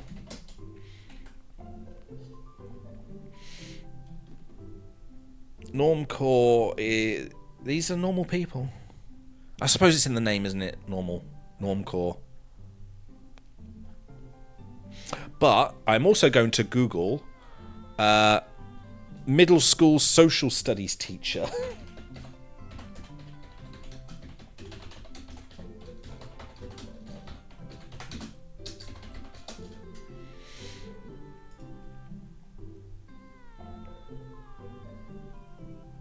Oh. Oh no. Oh no, we are not. No, no, no, no. Okay, we'll turn that off. Don't forget 1997. I'm certain I found it. Okay. Oh. So he pulled a rose out of his ass, and now he's giving it to Amanda. Okay. Amanda blushes and returns the gesture with a curtsy, not crusty. Ah. My, do you know how to treat a lady? Excuse me. Hello, Amanda, they both say in unison. Seemingly out of nowhere, Joseph's twin kids appear. Are they speaking in unison? They are speaking in unison! That's good. I expected that. Hey, won't you come and play with us? Come play with us. Forever. Guys, enough of the queepy twins. We've talked about this. Christian and Christy slowly back away. That just, without even moving their legs, they just float back. Christian and Christy slowly back away. Where do you think they got that from? Mary pops into the conversation, wine in hand. Or blood. Might be blood. Them two should get together. Look at them. They're basically the same person. Why would you go for Ken when you could go for Goth Ken? Mary pops into the conversation, wine in hand. I don't know. Mary takes a long sip of wine. I think I might have taped over a VeggieTales VHS with The Shining. Who knows? She takes another sip of her wine. Where's Krish? Wasn't he with you? You had him a moment ago. He's probably stuffing dirt in his mouth. He'll be alright. Toddlers are pretty resilient. Mary tips her glass to me, splashing it all over me. Ain't my first time to the rodeo. It's my fourth. I have squeezed 4 little... Sweetheart, would you do me a favor and please find Krish? That would be great. We don't need to hear how you squeezed 4 children out of your vagina. Nobody needs to hear the word vagina today, okay? Go away, Mary. I'm sure he's fine. Mary is friends with Damien and Robert. They were in the bar. I will suck your dick. I'm not going to suck your... she's... Excuse me. We've already established she's not that type of lady. And for one, she's a lady. With a dick. With big old balls. She did suck your dick. She did say something earlier that was a little bit weird. She was like, I do appreciate a man who can handle balls. Maybe she's got balls. Maybe she's trans. Did we go to a trans bar? Because Neil was also supposedly trans. I didn't know that's what trans bars looks like. Oh, that's amazing.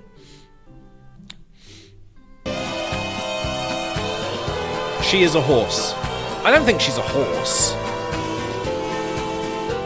No, she's definitely a horse. Look at her. I'm sure she's fine. Mary. Okay, geez. Mary finishes her wine and wanders off. What's this kid doing here now? Wait a minute. Don't you dare. Lucien, Dad, can we go now? You've got a daughter as well. Everyone is gay and has a daughter. What is with this game? I love it. I love this game. It's given me some good laughs. It's brilliant. I fucking love this game. Why did I put off playing this game for so long? It's so good. Oh. Ah, Lucian. Oh, wait, no, it's Damien, isn't it? Ah, Lucian. That means he's got to have a similar voice. Ah, Lucian. Have I introduced you to Fistma yet? What if they both had the same voice? Hey, it's that punk from Amanda's school. I remember you. Whatever. That's no way for a young man to speak to his elders. Be polite. Lucian bows. Whatever, sir. Lucian bows again. Mr. Christian, may I have a veggie burger, please, sir? Please. Oh, please, can I have a veggie burger? I would love a veggie burger. Coming right up, bud. Are you a vegetarian? No, but I just like to have a veggie burger. Just do teenage Alan Rickman. It's just the same. It's the same voice, just saying teenage things. Yup. Make that 2 veggie burgers. Did you know that some people in the Victorian era were vegetarians? They described carnivorous types people as bloodlappers. But that's really interesting, Damien.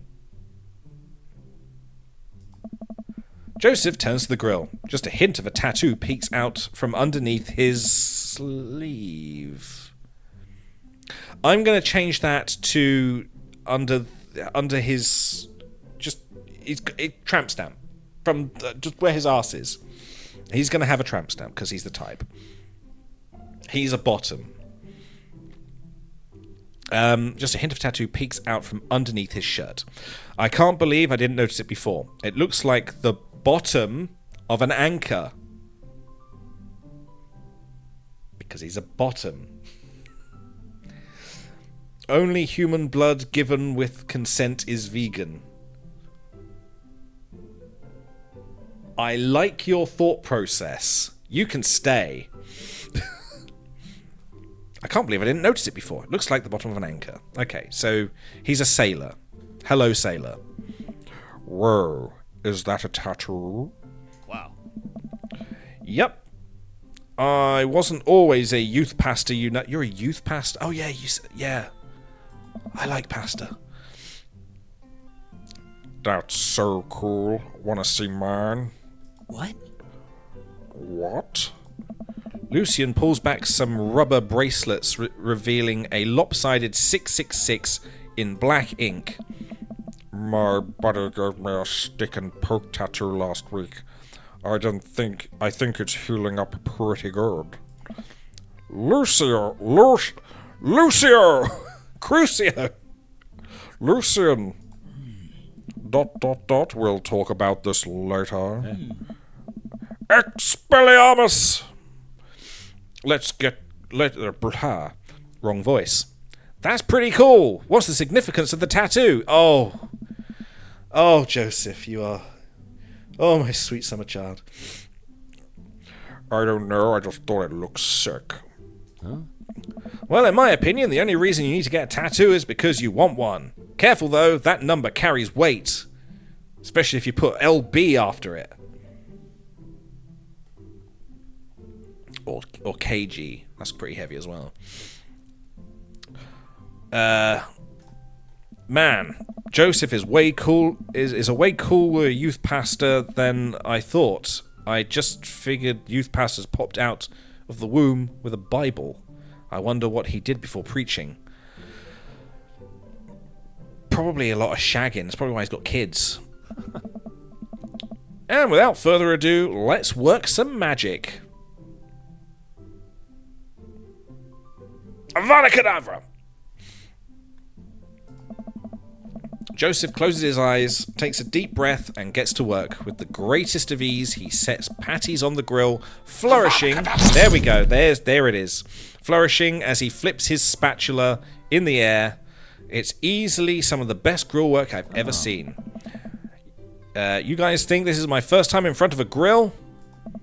He's working faster now, effortlessly tossing cheese into patties and perfectly grilling onions on the side. One after another, the dads take notice, the crowd around Joseph to admire his masterful technique. You probably didn't know this, Fisma, but Joseph's known around here for his grillmanship. He's ungrelievable! Bro. I've tried to get on his level, but I just can't catch up. Fuck off. Come on. We can't be doing this. Hey,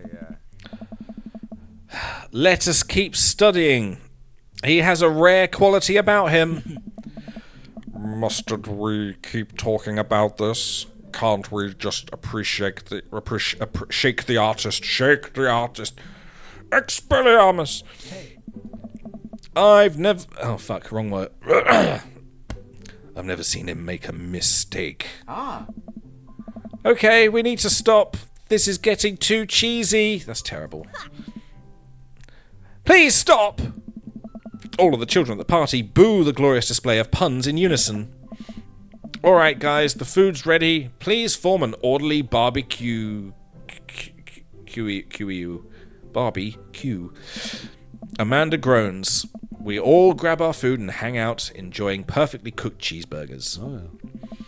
Man, it's so wild how all of us dads live in the same cul-de-sac. It's creepy, in fact. Oh. Kind of nice, isn't it? Feels like there's a real community here. Totally helps when you're just a single dad trying to raise a daughter. We're happy to have you here, man. I think you're gonna like this neighborhood a lot. I've seen this porn. Everybody has seen this porn. Everybody knows what I'm getting at here. You're not jogging. Why do you have your phone in an armband? You're eating cheeseburgers. This is the opposite. Oh. Plus, Amanda seems to be getting along with all the kids. If she decides to get into the babysitting game, she'll really make a killing. Do not mention killing. As we have established earlier, she may have killed my old husband. Hey, why don't you add us all on Dadbook? Fuck off, really? Dadbook? Yeah, it's a great social network for dads to keep in touch with each other. We're all on it, so if you ever need to reach out to anyone, that's the simplest way to do it. Sorry, I'm just an old-fashioned dad. Social media goes over my head sometimes. Don't worry, Pops. I'll help you figure it out. The rest of the barbecue goes smoothly. We all trade stories and drink beer as our kids play on the lawn. Amanda breaks up a fight between Carmencita and those weird twins. I think they wanted her soul. I think... Oh. I got a... Did you hear that? That was... Welcome to the neighborhood. Successfully complete... Whatever that just said. What did that say? Successfully complete chapter 1. That was only chapter 1! Amanda and I walk back to our place as the sun sets over the neighborhood. Pretty fun party, don't you think? I mean, I got a burger in me. Which is, well... That's all he got in him.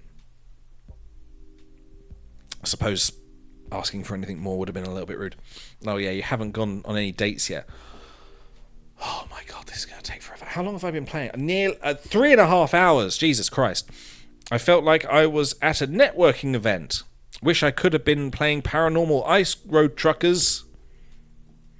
At least I got some meat in me. Sweetie, if I can impart any sort of wisdom, I cannot read upon you tonight. No, that's not even what that says. Upon you right now, and not that this was a bad situation, but if you are ever in an uncomfortable situation, always look for the silver lining. The silver lining gets you through to the other side. We ate Rockenbergs today. Why do I want to say tonight? And it was good. Amen. A lot of men.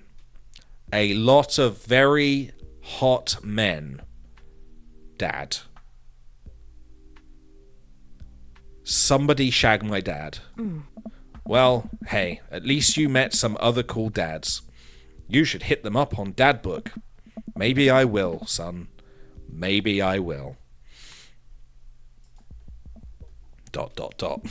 I have a good feeling about this place. In my butt. Me too, Dad. And then she vomits and shits herself.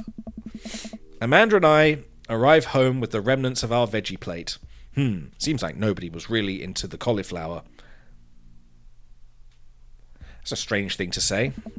Or think. I think I was thinking that. Any big plans for this evening? Actually, yeah. I'm going out with some friends. Oh. Is that okay? Of course. Just keep me posted. And be home before midnight. You got it. And be careful. I will. Make good choices. Of course. Then call me if you need anything. Dad, you're not going to do the thing where you wait silently for me to come home in the living room with all the lights off, are you? Don't judge me. Okay, do you have plans tonight? Dad book. My plans were kinda to eat ice cream and watch TV with Amanda, but I'll find something to do. / someone to do. I'm gonna work on some stuff, see how long I can sleep for. Throw a party. A real rager, and I'm not talking about my dick. All the other dads in the neighborhood are invited. I'll see if I can get you a spot on the list, but honestly, it's looking tight. Just like my arse. And you may just have to wait in line. Just like my arse. I know the guy at the door. I'll get in no problem. I'm just relaxing tonight. Have fun, okay? Great. See you later. I watch Amanda drive off into the night. She can drive? Isn't she like 12? I really do hope she has fun. I plop down in front of the TV, turn on some wine, dine mastermind with celebrity chef Gavin Chapman. Looks like Gavin's making a roasted rack of lamb with rosemary mashed potatoes. I'd love to be able to cook like that, although I think if I was actually good at cooking, I'd use my powers for evil. Like just making baked Alaskas all day, instead of any food that with real nutrition substance. Baked Alaskas are such a paradox. That is the most evil food. How did you do this? It's ice cream, but it's hot. What is... Demons! Again! Man, Gavin Chapman just caught that thing on fire, but he meant to do it. What a professional. I lose track of time as I blaze through several episodes of Wine and Dine Mastermind. And also one episode of some cooking show called Meat Hell. Sounds like my dating history. I'm not even sure what that one was about. It was just a lot of yelling. I glance at my watch. Man, it's almost midnight. I should check in with Amanda. I send a text. Hey kiddo, you good? I wander into the kitchen as I wait for a reply. Amanda's phone is almost always in her hand, so I'm sure she'll respond soon. Unless she's driving home now. In which case, I hope she doesn't respond soon, because I definitely taught her better than to text and drive. I don't want her crashing a car into a wood. I reach into the freezer and grab an ice cream sandwich. Ice cream sandwich? Oh, the thing with the biscuits, okay. It's a little late for this, but I think I earned it after a long day of socializing. I check my watch again, and then my phone. Nothing yet. Okay, see, now I'm worried. Do I call her? Do I call the cops? Do I call her cops? Do I call the cops on her? All these questions racing through my mind. No, it's too soon for that. I'll just send her a gentle reminder text. What's up? Half an hour passes. Now I'm really worried. The episode of Gavin Chapman's Meat Hell, not Meat Heat. I'm just thinking of dicks again. Are not only not sausaging. I'm just thinking of dicks again. Are not only sausaging my anxiety. I will suck your dick. That's not what that says. But possibly exacerbating it with all the yelling. So I keep pacing around the house, waiting for her to come back. Why didn't I find out where she was going? Who was she even with? Why don't I know any of her friends' phone numbers? Why don't I even know any of her friends' full names? Why is my brain just filled with dads? Who is Emma P? I decide to send her another text. Amanda, please text me and let me know you're okay. I can't help but think all the awful things that could have happened to her.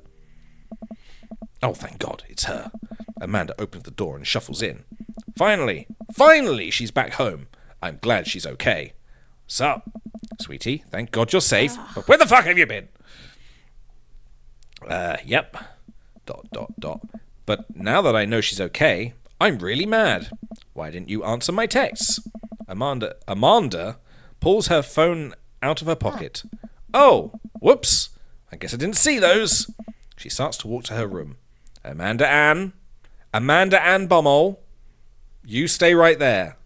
Whoa, we're pulling out the middle name now. And the last name. We're pulling out the Bummel. Amanda, you came home an hour and a half after your curfew, and you didn't respond to any of my texts. You really freaked me out. I was about to call the cops on you. Dad, you're seriously overreacting. You're not going to be like this when I go off to school, are you? I was scared.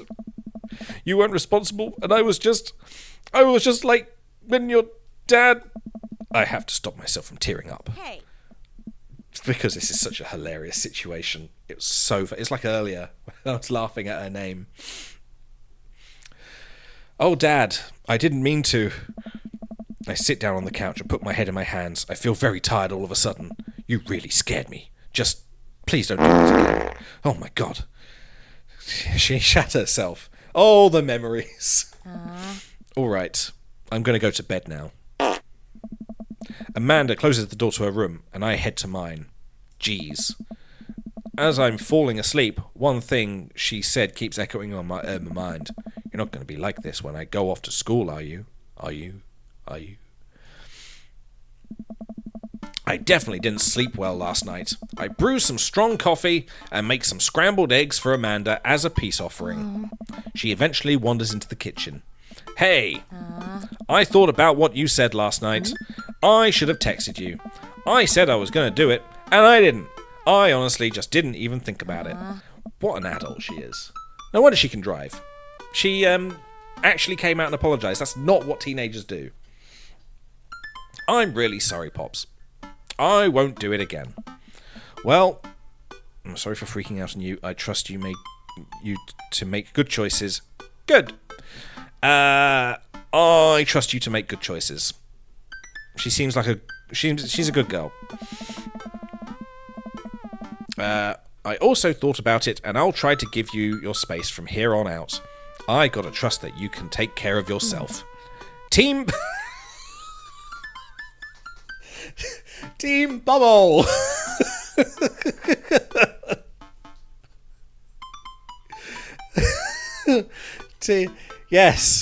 Yes, Team Bummel.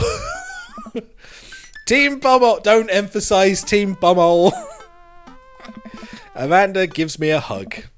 Want some eggs? You know it. Sprinkle some cheese on them. Already did.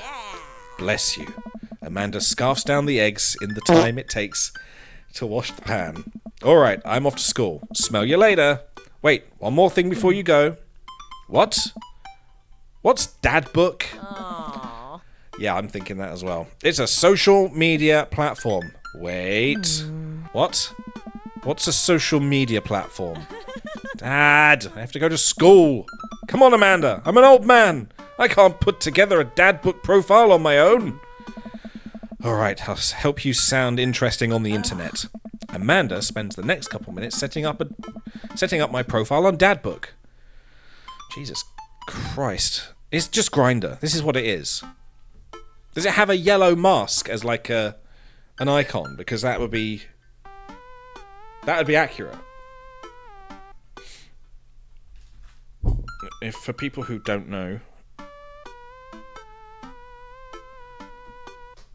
that one in the corner, that's Grindr. It looks like a yellow mask.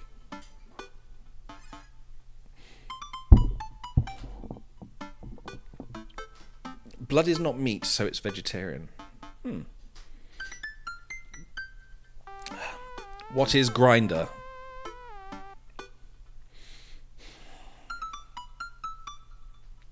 Very gay. That's what it is.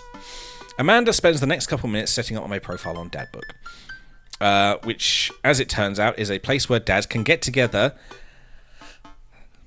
which is essentially Grindr, just not this bit, and talk about fatherhood. Grindr is a type of sandwich on a long roll, correct.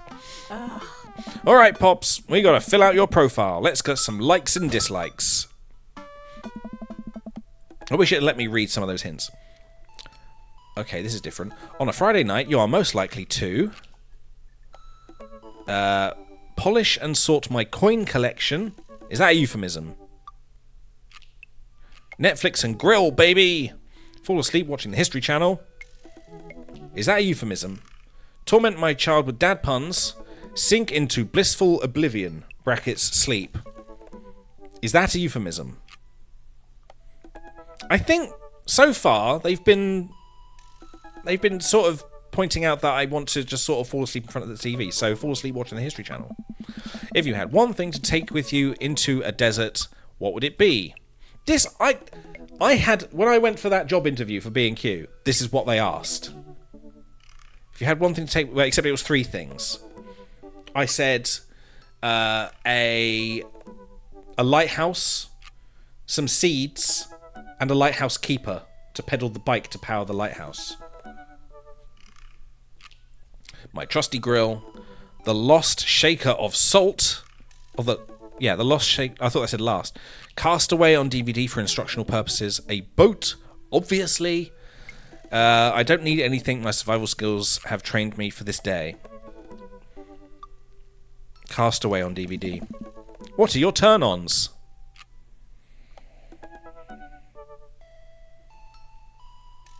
Now this is going to be quite revealing. Strong dad arms. Tennis shoes with long white socks. You can't put long in there. That is a well manicured lawn. Street smarts. Top tier grillmanship. Comfortable with crying. Okay, so what Directions. How many? Hang on. Do we have? Is there like 6 of them? Is there 6 dads? Because we've got 6 options here. We've got. Who have we got? We've got Brian Blessed, Severus Snape, Craig, Ken,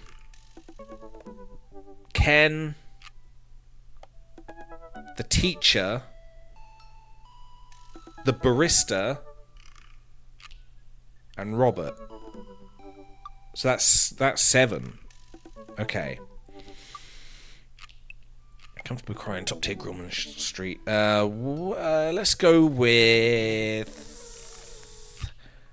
I want to say a well manicured lawn, but I feel like they may take that literally and mean a lawn. Comfortable with crying equals BDSM. Ah, interesting. Okay.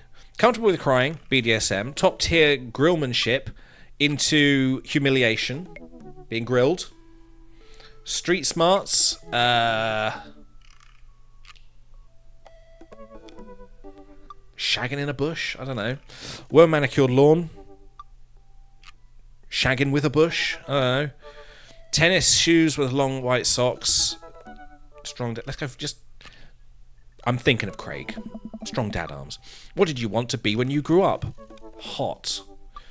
Technical writer for manuals and instructionals. Salty boat captain. Pro skater who is also an astronaut. Because one of those is going to be good in space. A good father. The president of space. That one. What's your favourite movie genre? War documentaries. Sean Connery's entire filmography. Anything on Laserdisc. Romantic comedies, whatever will make me cry, old comedies that haven't aged well. None of these. I've been watching a lot of war documentaries. I watched World War II in colour recently, both of them, because they've got The Road to Victory as the second one. And I watched it. It was infuriating. The sea is not blue. I mean, it is blue, but it's not bright blue, fluorescent blue. It infuriated me that the colours... I listened to it, I didn't exactly watch it because it was annoying me that all the colours were so vibrant. Realistic colour would have been great. Suck your dick. I will probably suck someone's dick. Directions. Rough trade. War documentaries. What's your ideal date? Napping together. I mean, that is pretty good. Doing a 1,000 piece puzzle together. That's also pretty good. Eating a healthy horse at 4 p.m. That's pretty good too. Trying to geocache, but getting hopelessly lost. Geocache is that thing where you lock up like a canister to a railing somewhere secret, isn't it? And you've got to try and find the clues to get to it, and then you get to unlock it with more clues or something. I think that's what that is. Geocache. Arson. I like arson about. Being emotionally vulnerable.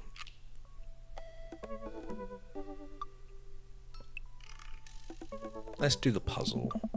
What do you never leave home without? Having a shit, for one, yeah. My sensible cardigan. Yes, you leave a little gift behind for the next person to find.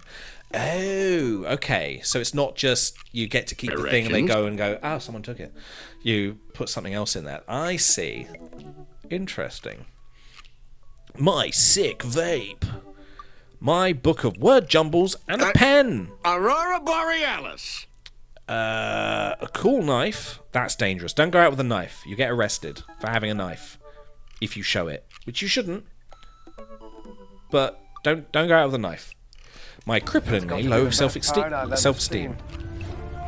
So it would seem. I frequently forget my phone, keys, wallet at home sometimes. I would say the last time it's been years, but a couple weeks back walked out without my keys by accident. I had everything else, just not the keys. And I completely I don't know what I was thinking, because I never forget these things. Because it's always three things I've got to remember. Wallet, keys, phone. Wallet, keys, phone. And I always do that before I go out the door. 1, 2, 3. If I get to 2 and I haven't got the other one, I worry. I don't close the door. But apparently I did that after I closed the door. Idiot. I'm going to go my cripplingly my low self-esteem. Best pirate I've ever seen. And the pirate song, yes. It would seem.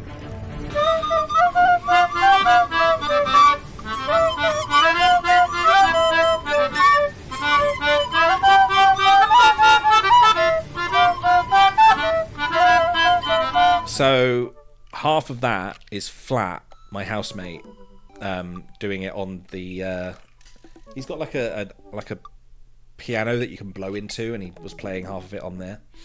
The rest was I got from YouTube.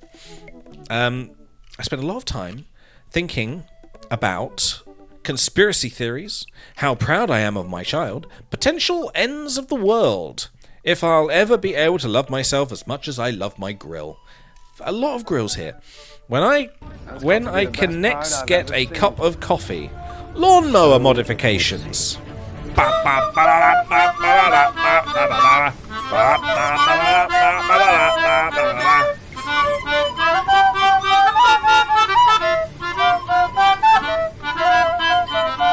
haven't left my keys in the house, but I did leave them hanging from the outside lock and just wander away into the kitchen to put away groceries. I don't think I can't say I've ever done that. For me, it's always in, turn, out, and then in my pocket. If I don't do that, something's gone wrong. Because I possibly ADD. I don't know.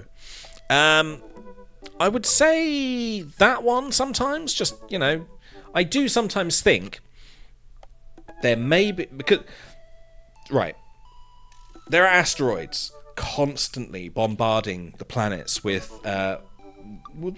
themselves, with asteroids. They're constantly coming towards Earth. And there Yes. could be one that we just haven't seen yet that's coming directly towards us. The one world ender. And we won't be able to do anything about it, and we won't be able to... And a lot of the time we won't be able to see it, because it could be hiding behind other asteroids. We can only see from one direction at any one point. And only if they're lit up as well. That's the thing. Because if it's in the shadow of planets, we can't see it. As long as it's lit up, we'll see it. But if it's like somewhere else, so we could do that. If I'll ever be able to love myself as much as I love my grill, I do like coffee though. Profile complete. See, that wasn't so bad. That was awful. Yeah, that was actually kind of fun. I could totally spend all day on here just looking at people's profiles and having a wank because they're all so fucking sexy. I should message one of them, or more than one of them. All of these dads seem pretty interesting. Okay, I'll promise I'll make some friends. Amanda gives me a hug. And tongues me? Go get him, Dad. I think she just licks my face. Got dads. I do have dads. Oh my god. Okay, so there are 7 of them. Craig, right at the beginning there. Joseph, Hugo. We've got the names now. Okay. Wiggle, wiggle, wiggle. Wiggle, wiggle, wiggle, wiggle, wiggle. Ooh, wiggle, wiggle, wiggle. Hi, Fistma. It's me, your dear old friend from way back in the day. Dadmanda. I'm delighted to see you've signed up for Dadbook. They've recently added this exciting new messenger service, so you may find yourself receiving messages from other dads like myself. Take care not to miss them. Got a monocle and a thing, like the Monopoly Man. Can I write a message? Oh, I don't get to write the message. Amanda? Is that you? What are you doing on Dadbook? Why, Fistma, I never. We've known each other since business school. How could you possibly confuse me for your amazing and talented and easy-to-buy things for daughter? Though I am, of course, flattered you should buy Amanda more things. Amanda, you know I didn't go to business school. I barely even managed to get my degree. Wait. No. Wow. I didn't say that. You never heard that. This is gold. I was a great student, and I swear I graduated at the top of my class because I worked hard and ate all my vegetables. Totally holding on to this for later. Screenshotting everything. Wait, do you even remember what I majored in? ... That's correct! Cool. Conversation ended. Oh. How do you end a conversation? I wish I could end conversations with people. Just tell them, this is it. It's done. You're done now. No need. Want to go halfsies on a Doom Meteor bunker? I could do that. We could game in it. I've got a setup here. I could stream.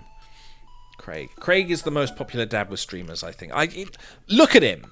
Look at the man. Yes. Him, Matt, possibly Robert, Damien. These are the guys, okay? These are the ones that make my winky stand, okay? Craig. Dad of 3, business entrepreneur and fitness enthusiast, juggling work, family, and fitness. Oh, no. Juggling work, family, and fitness. Not he does juggling work. He's a clown. It is a tough gig, but sometimes gotta do it. On a Friday night, you are most likely to get one last good cardio session in. That wasn't a choice. If you had one thing to take with you onto a desert island, what would it be? A box of energy bars. That also wasn't a choice. What are your turn-ons? A sub 6 minute mile. Oh, because he runs. Yeah, okay. For some reason I was thinking Subway? Sandwiches? Or the train? No? Yeah. What did you want to be when you grew up? Beer pong world champion. What is your favourite movie genre? Bloody cop movies forever. Scaling. What is your ideal date? Scaling a huge, dangerous mountain for fun. We are not a match. What do you never leave home without? An extra tube of energy gel, whatever the fuck that is. Hang on, I spend a lot of time thinking about my mile time used to be so good. Oh, he's a meathead. He only thinks about fitness. Fitness dick in my ass. What happened? Have I peaked? Let's message him. It's rude to ask people about their mysterious hand tattoos. Glad we didn't do that then. I wonder what Craig's up to today. I navigate to Craig's dadbook page and type out a message. Hey bro, or should I say neighbour, let's catch up like old times. A couple of moments pass before I hear a ding on the computer. It's a message from Craig. That was quick. Bro, my man, let's definitely hang soon. Might be a little different from our old weekend-long benders. Don't say benders. But it'll still be fun. We exchange a couple more messages and he logs off to prep for the game. I should see if Amanda wants to join me. I walk over to Amanda's room and knock on the door. Yo, Manda Panda. I open the door and find Amanda sitting cross-legged on the floor, surrounded by magazines and newspaper clippings. She seems to be making some sort of art piece. But her eyes are a little puffy. She's cutting out all the letters from magazines and she's writing a ransom note. This is what's happening. This is why she was out so long, because she had to chop up and bury the body. Hey. Are you alright? Oh, yeah, I'm fine. I just got sad because I realised that dogs are too often killed off in movies to elicit emotional reactions from the audience instead of being given the respect that they deserve.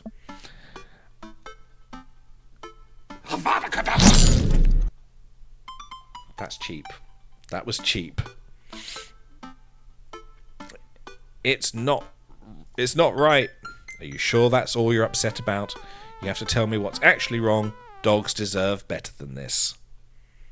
I am a great dad. Dogs deserve better than this. Every time a dog gets introduced in a movie, I get nervous because 9 times out of 10, that dog is going to die by the end. Bye, Amanda. Don't puke or poo anywhere. I can watch a movie where people die and be unfazed, but the moment a dog dies, I'm out. Gosh, sad dog death movies take up a whole genre.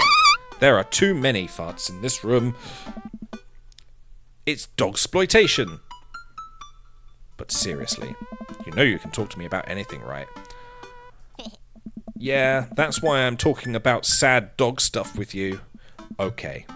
Just remember that it's okay to be sad. And also remember that I love you very much. No matter how much you poo and vomit. And only want what's best for you.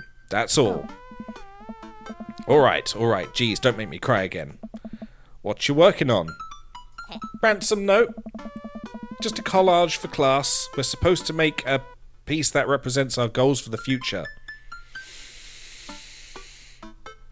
Our goals. Does the note say, give us £5 billion, or the girl gets it? I take a closer look at her collage. That's a lot of dogs. Is she the one killing the dogs? That's not how this works. No! It's mostly dogs, yeah. Did you need something? So this makes me think that she actually wasn't... She wasn't actually sad about something. It was just the dog thing. Because she's putting a lot of dogs on there. Either that or she's very good at lying. Craig invited us to a softball game. Wanna go? Poo and vomit. Because of the sleepover and the slushy at Dead... That's it, yep. That's the one. She keeps pooping and vomiting in public. And that's become her thing. Craig invited us to a softball game. I liked the thing that made me... They were flinging their poo! Not that one. The thing that made me laugh so much earlier was just the idea of her going into Hot Topic and just... just the moment she goes through the door. She hadn't eaten anything. She hadn't. I mean, it says the slushy, but to me, that hadn't come up yet. Just the idea of it. It was so good. There's probably a clip.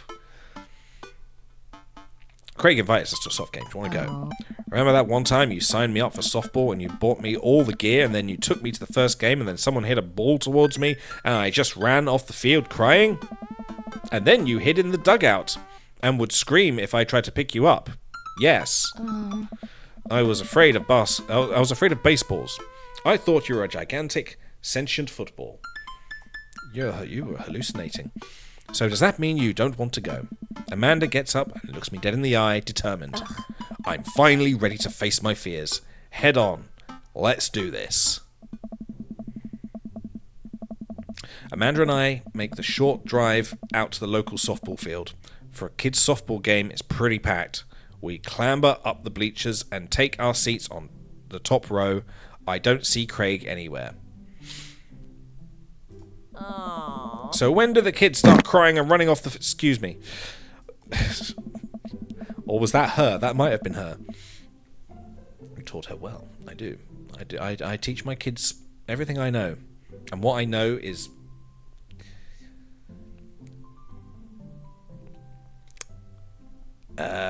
okay, but if I don't see some kids cry, I'm going to be disappointed. For nostalgia purposes, of course.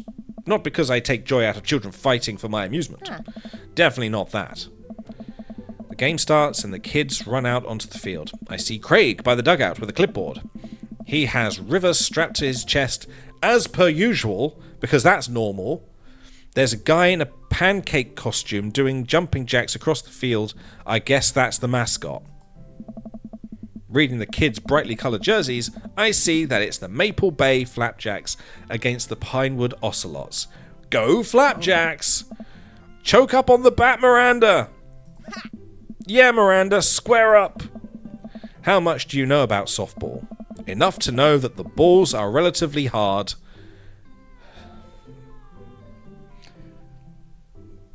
Despite their name. The balls are relatively hard. Erections. Erections, indeed. But yelling is fun. Give it a shot. It's cathartic. Keep your eye on the ball. What's important is that you're having fun. What are you willing to sacrifice to win? What are you willing to sacrifice to win? Leave it all out on the field, Miranda. If you want this, you're gonna have to bleed for it. Who, I assume to be Miranda's father, gives me a dirty look. I shoot it back at him. That attitude is gonna bring Miranda to D1. That's chess. Dad, please don't fight any other dads while we're out here. Look, if someone's gonna try and fight me, it's gonna turn into a fuck, okay? They will snap me in half. They won't know it's happening, but I will turn it into that. That's usually what happens when anyone wants to fight me. Your dick. We watch a couple innings of softball. They aren't ready for the major leagues yet, but Craig's trained his team pretty well. It seems like he's really good with kids. Kegstand Craig is good with children. Whoa.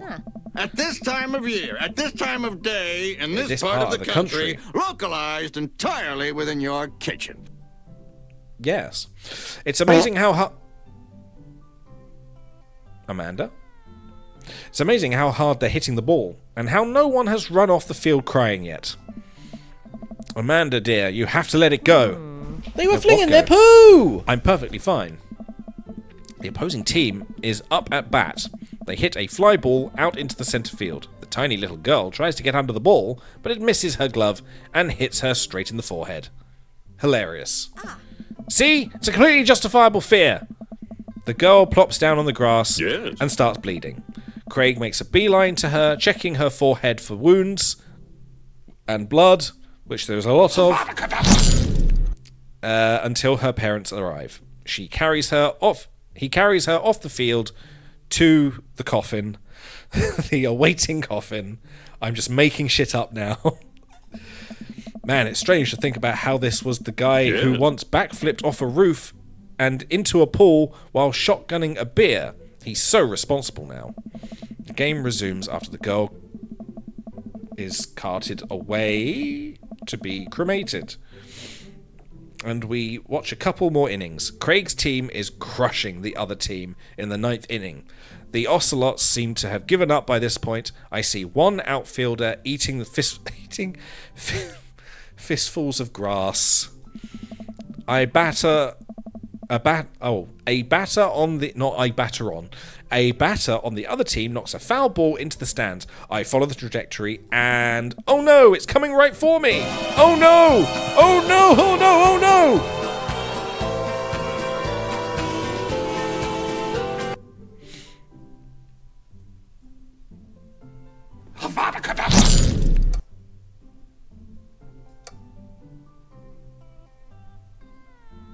And we leave it there. And the reason I leave it there is not only because it's inevitable it's going to hit me in the face, but also we've been going for over 4 hours now, which is surprising because I didn't think we'd get so much mileage out of this.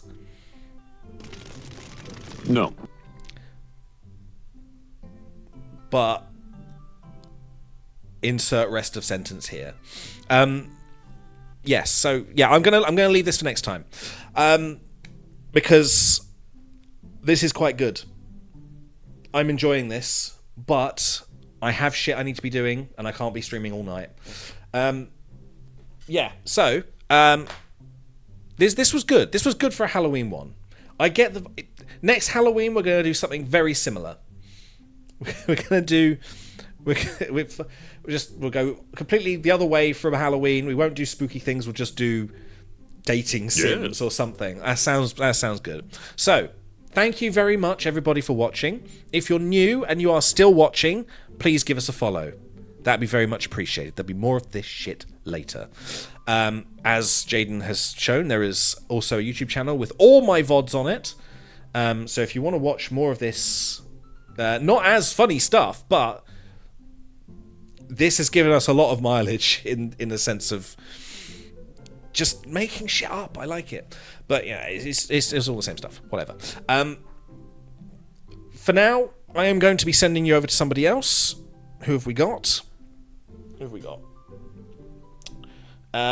Duchess is on. We only have Duchess. Oh my god. Okay. I'll be sending you over to Duchess Rain, who is currently playing Final Fantasy something.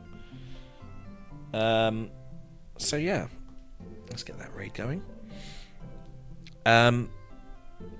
Tomorrow I think I'm going to do more Pokemon Let's Go Eevee, and then we'll continue this. Wait, no, tomorrow's Wednesday. I'm going to be busy tomorrow. Thursday. Next time. It most likely to be Thursday, but next time. Yes. Pokemon, then this again, because this was pretty good. Yeah, so have fun over at Duchess, playing Final Fantasy. And bye-bye.